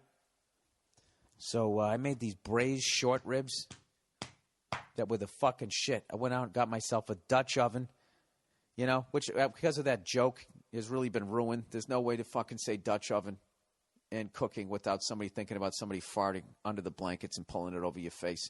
But I made these braised short ribs that have been the shit. But Nia's on a fucking diet, so she's not eating any of them. So I ate like half a pig myself. And I don't think my belly has ever been rounder or whiter. I have like one of those toddler stomachs. You know, those little beer bellies that they have. You know what I'm talking about, Cleo? Cleo, do you want to finish the rest of this podcast? Do you? Well, then get off me. The fucking dog is so goddamn needy. All right, let's continue on here with the questions for this week. If I can find it on my computer, of course I can't, because this is just how my day's been working. I should have known. You know what? I should have gone right back to bed. The second my headphones almost fell in dog shit. Isn't that like a sign that you should end the fucking podcast? 33 minutes in. This is brutal. Brutal.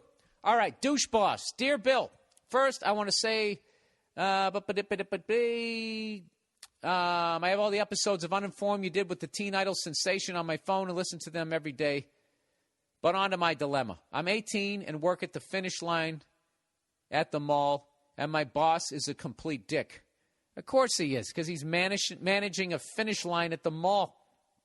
You're 18. You got your whole life ahead of you. He probably fucking married the wrong person. He's starting to go bald.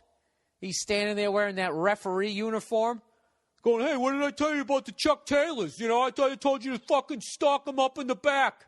Whatever the hell they say. Don't you just want to choke him with his whistle? Do they make you wear whistles there? Or is that athlete's foot? Or is that the Foot Locker? I don't know. Actually, you know something? I have like the worst collection of dirty white boy sneakers you're ever going to see in your life. Every time I look at my sneaker collection, I picture, you know, Keith Robinson or Patrice, if he was still alive. God damn it. Just trashing me.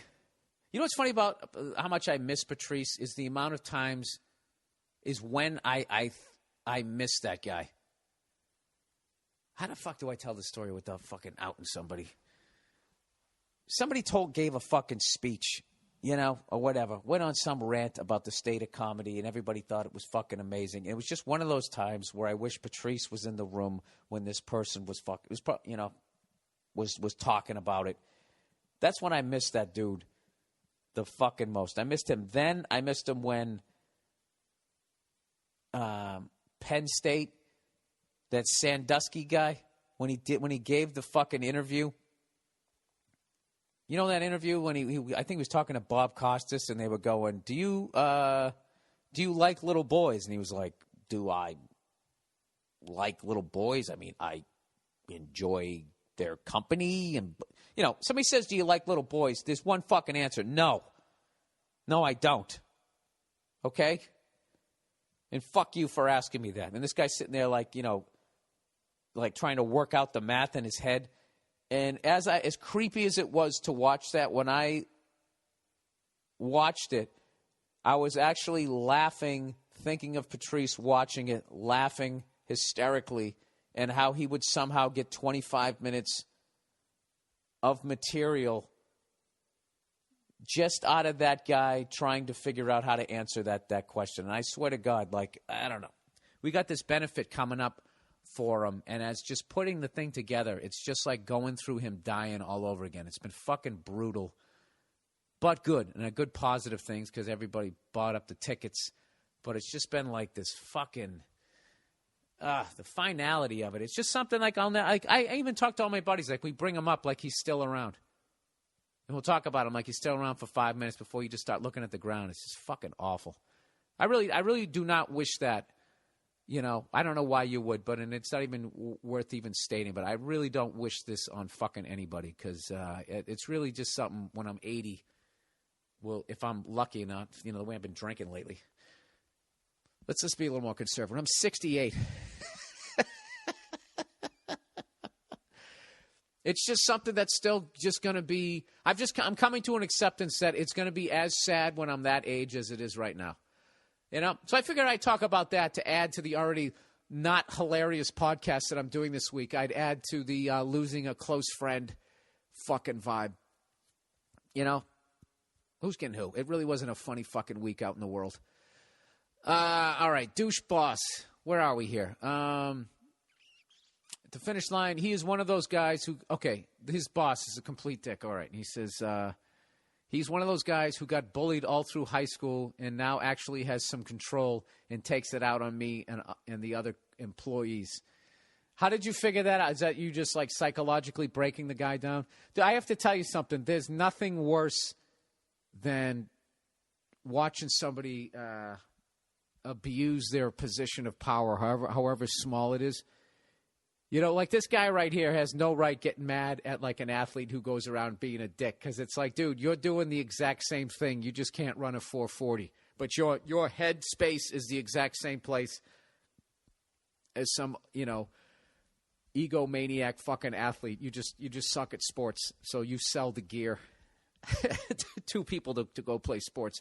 Anyways, he says he even steals out of the register at work and holds the special release shoes for him and his friends. He's 30 years old and tries to fuck the 16 and 17-year-olds who work there. Oh, my God. This guy's a character right out of the movies.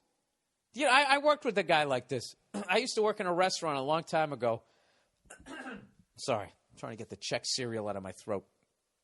I used to work with this guy, and basically, like, 4 or 5 of these guys bought into a restaurant, and the one guy who's going to be there every day, who's always the guy who ends up stealing. The silent partners always get fucked. His buy-in was he had all the equipment for the kitchen. So he I don't know, he had some other failed restaurant. He got all the equipment, and but anyways, this guy was a cokehead. He used to steal out of the register. He used to fucking try to bang the, not the maitre d', the fucking maitre d's, whatever, the fucking chick who sits you down, the hot one, you know, who dresses classy, that skirt fucking going right over her shapely ass. Yeah, he used to try to fucking bang them all the goddamn time. And when they wouldn't give it up, they'd get fired, and then he'd be bringing a new one. And if that one ended up banging him, then she stuck around. It was brutal. So anyways, he goes, he harasses me and others, calling our phones repeatedly, telling us to come in on our days off, and leaves voicemails saying we are ignoring him.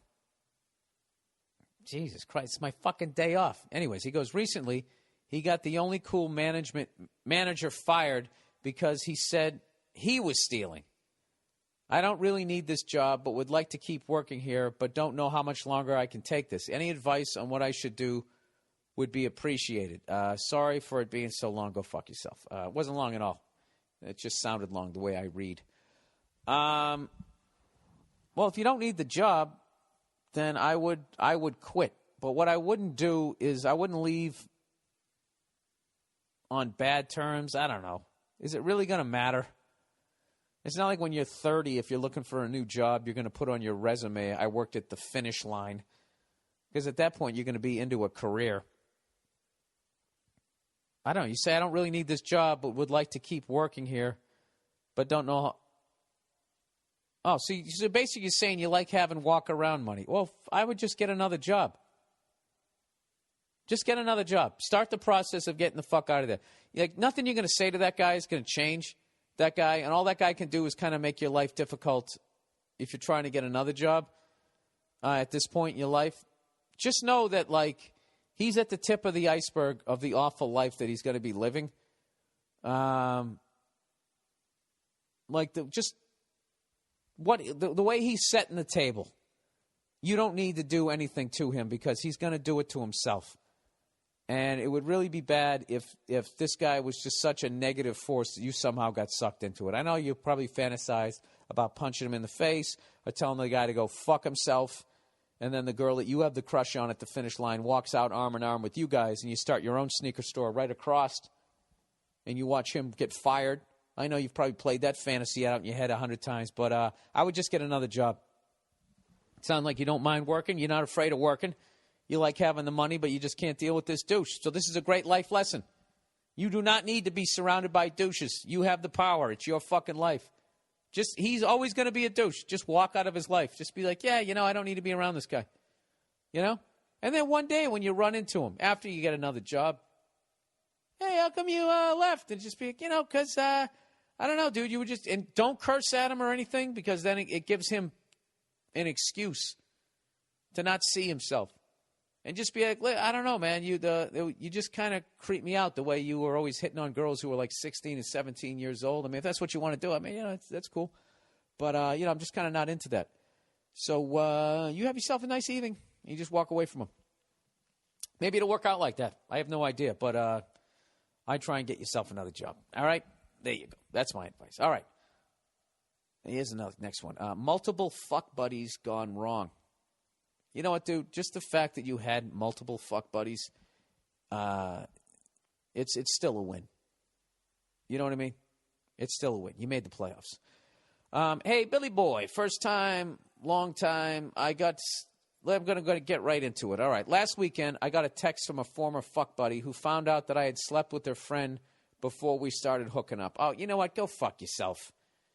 All right. You're crushing ass all over the place. You don't need my advice. I probably need advice from you. That's a secret goal of a certain percentage of guys is like, what if I can fuck her and all of her friends before they all figure it out?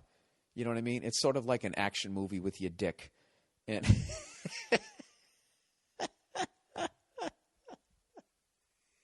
can I stick it in all of them before the bomb goes off? And can I get out of town like fucking De Niro in Heat before when I see all of them coming up with the how dare you? Haven't you ever fantasized about doing that and you were so good that as mad as they were, they all reminisced about how great you were, and then all four of them come over and be like, we'll all fuck you at the same time. If you haven't had that fantasy, God bless you, because you're evidently a way more decent a human being than I am. So anyways, with that, here we go. He goes, she sends me... Anyway, let me just refresh your memory here. Last weekend, I got a text from a former fuck buddy who found out that I had slept with her friend before we started hooking up. She sends me a pretty heated 2-page text about how much of a dog and douchebag I am for sleeping with her friend, then fucking her the same weekend. Yeah, dude, you're a legend. You're a fucking legend. Dude, all you can do is just stand there with your hand at your sides, take the slap to the face, and just know that, yeah, you're a hero.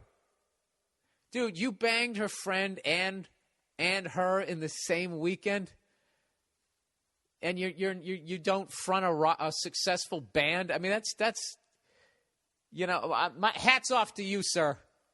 Hats off to you. Anyways, he goes, now in reality, I had slept with the friend in late May and then starting hooking up with the fuck buddy in early September. Oh, okay, so she tried to make it more dramatic. That's still great, dude. You seamlessly made the shift over the summer. You're still a hero. Anyways, he goes, to go into a little more detail, the fuck buddy had gone on several dates and fucked once I had gone on several dates with her and fucked once 3 years prior when we were both at college.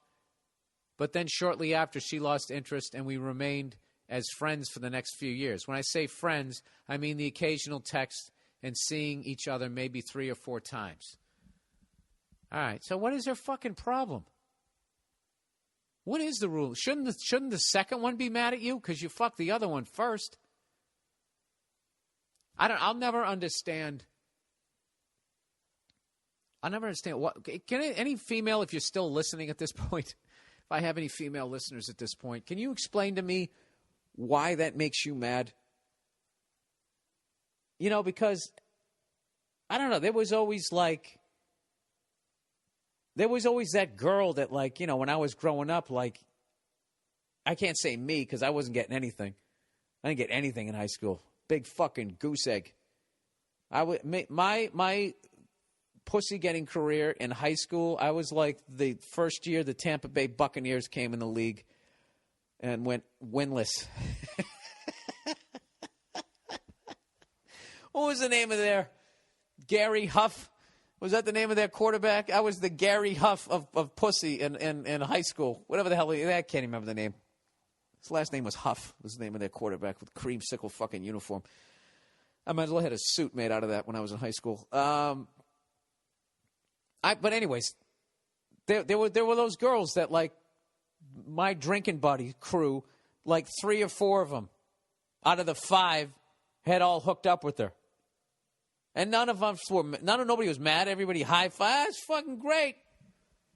That's, you know, we thought it was a great thing. I don't understand why they get so mad. You know what it is I just think that they want to, it's a big thing with them that it has to be difficult. And, you know, and I think they just feel like if you bang them and their friend, they just somehow feel like maybe it makes them feel cheaper. That you're just fucking hitting. It's like you're a machine gun. You're just mowing them down. I think that they really want to believe that they're the only one in that area code. You know, that they're like that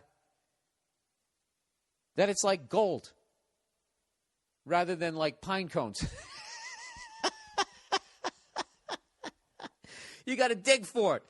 It's a precious metal. They don't want to feel like that they're just like litter in the gutter. Maybe that's what I have no idea. But I have learned something in this. Fuck buddy is 2 words. This guy put fuck buddy together.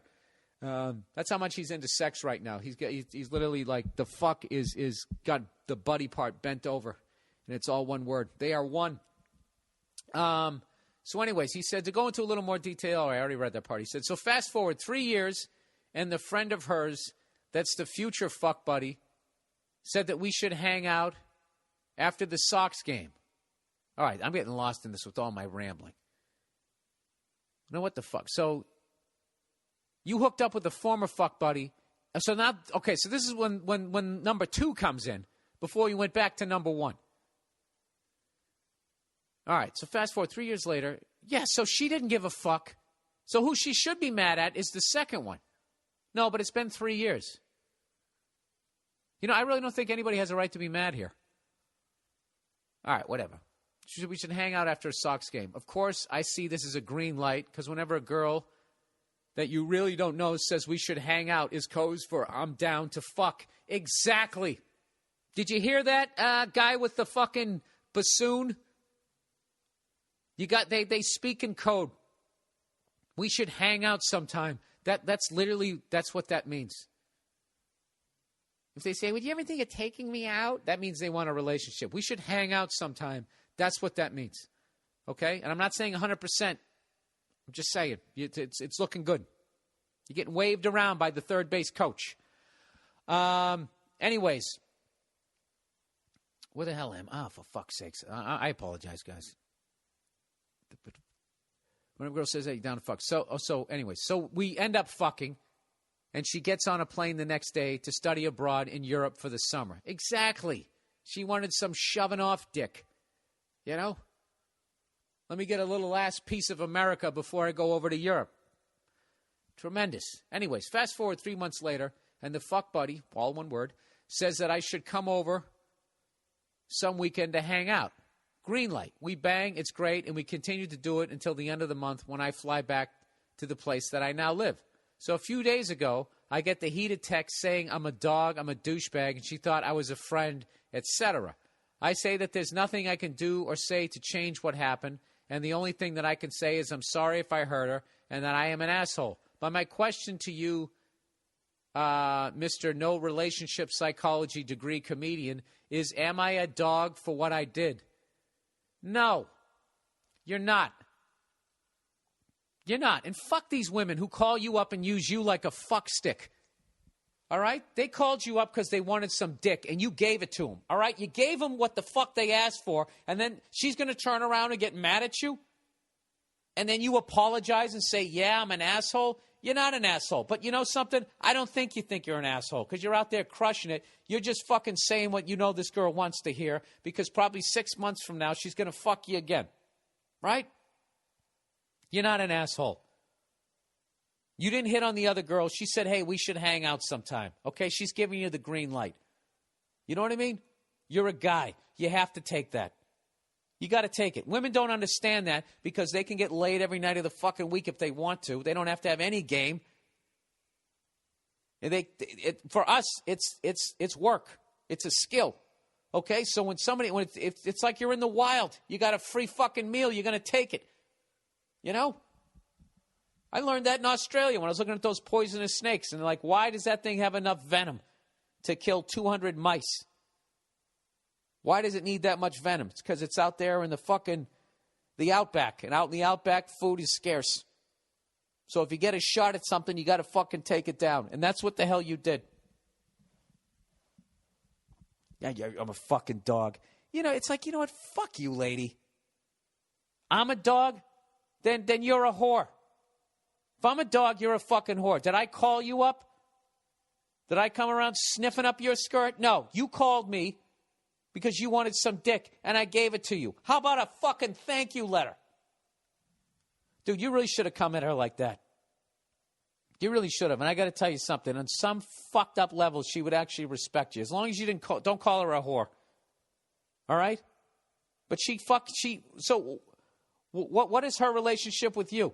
You guys barely talk, and like whenever she's in a dick dry spell, she fucking goes over to you like your Hertz rent-a-car and just rides your dick, and then you're supposed to be exclusive and not bang her friend who's cut from the same cloth, who wants to get plowed before she goes over to Europe. This is your fucking fault? You're the one who should feel used. You know? Neither one of them wants a meaningful relationship with you. You know what? This is what I say. Just don't even write them back. And you know something? Fuck them again. Just bang them again. Who gives a fuck? Next time you see her, she wants to give you a dirty look. Just like, I don't even react to it. What a bunch of bullshit. And I can't believe that. Like, we don't have a relationship. I'm just going to keep saying the same thing fucking over and over again. Why don't I? Look at me, I'm stuttering here. Do you know, the other day I was watching the Texans when the Patriots played the Texans Monday Night Football, right? And some lady was watching with us, and she started giving Bob Kraft shit for having like a 35-year-old girlfriend.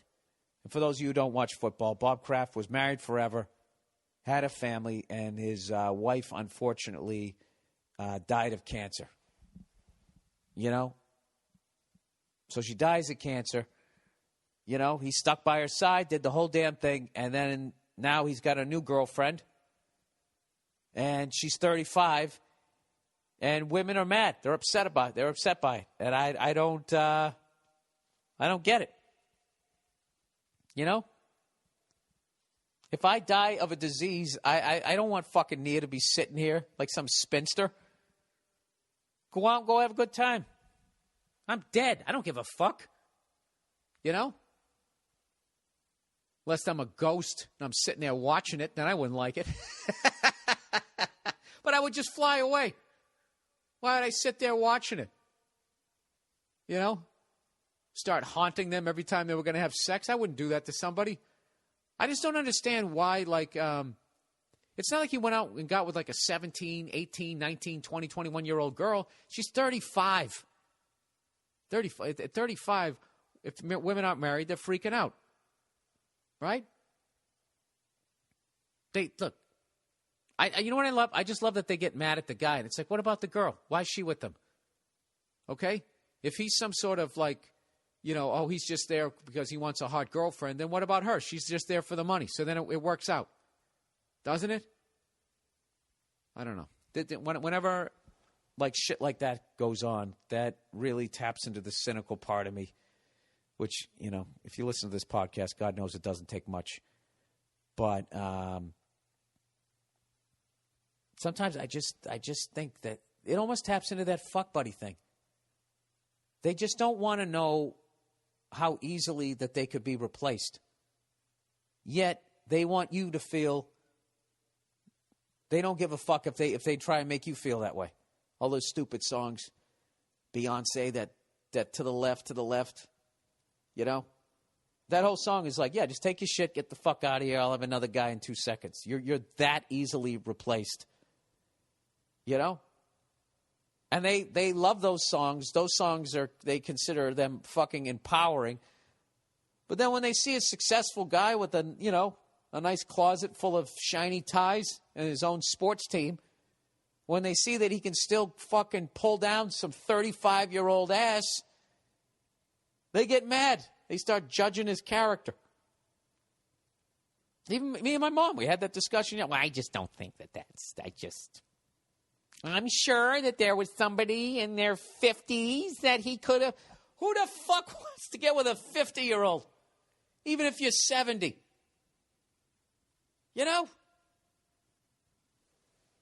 I don't fuck. You know what I mean? You're starting over again. If you got a fucking old car and you trade it in, you don't trade it in on a fucking another old car. You get a new one. You fucking ride that thing into the ground and then you get another one. I don't know. I'm just saying I don't have a fucking problem with what the guy's doing. All right? That's it. All right, everybody. If you enjoyed this podcast, and you'd like to support the podcast and in a roundabout way support the Wounded Warriors Project, go to BillBurr.com, click on the podcast page, and click on the Amazon link. If you're going to buy anything on Amazon, not saying you have to, but if you're going to buy something, just go and buy it. Doesn't change the price, but because you went through my website, they give me a little kickback, and then I take a portion of those proceeds, and I give it to the Wounded Warriors Project, so everybody wins.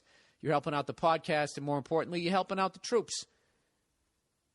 And then that seems I'm kind of whoring out their plight to increase money that I'm making. I don't know. There's something wrong about that whole thing. I don't know I'm doing a good thing, but it's just the way that whole thing's set up. I'm almost doing like what the NFL's doing with that pink shit. You know what I mean? Instead of telling people the foods that they can eat to knock down the potential of getting cancer, they just have everybody running around there dressed like a Barbie doll, and I don't get it. And I'm guessing somebody's making some money off of it, all right? That's all I'm saying. All right, that's the podcast for this week, everybody. That's the pod, P-A-W. D-Cast. That's the podcast for this week. Thank you guys so much for listening. NHL hockey, I have given up on you. I've given up on you. I've threatened that I was going to get the whatever the fuck the NBA package is, and they had it for free for 2-3 days, which was a great idea, and I watched it, and I'm enjoying watching the Knicks, my Celtics, and watching the Lakers lose. And I'm just, I guess I get the Lakers game out here all the time. Do you know Bill Russell wrote some book basically describing how he made the guys around him on his team better? And I was reading this Bill Simmons article. It was making me sick to my stomach because I couldn't finish reading it because I think Kobe is reading it, which would really be devastating. Because I don't think Kobe has ever progressed beyond where Michael Jordan was in about 1989 when Michael was trying to do it all himself.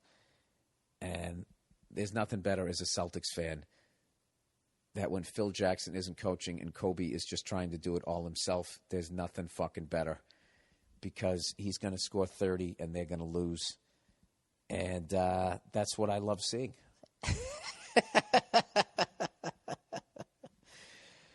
Oh, wouldn't that be ironic if it took a Celtic to teach a Laker how to fucking win? Wouldn't that be something? All right, that's the podcast. Go fuck yourselves. I'll talk to you next week.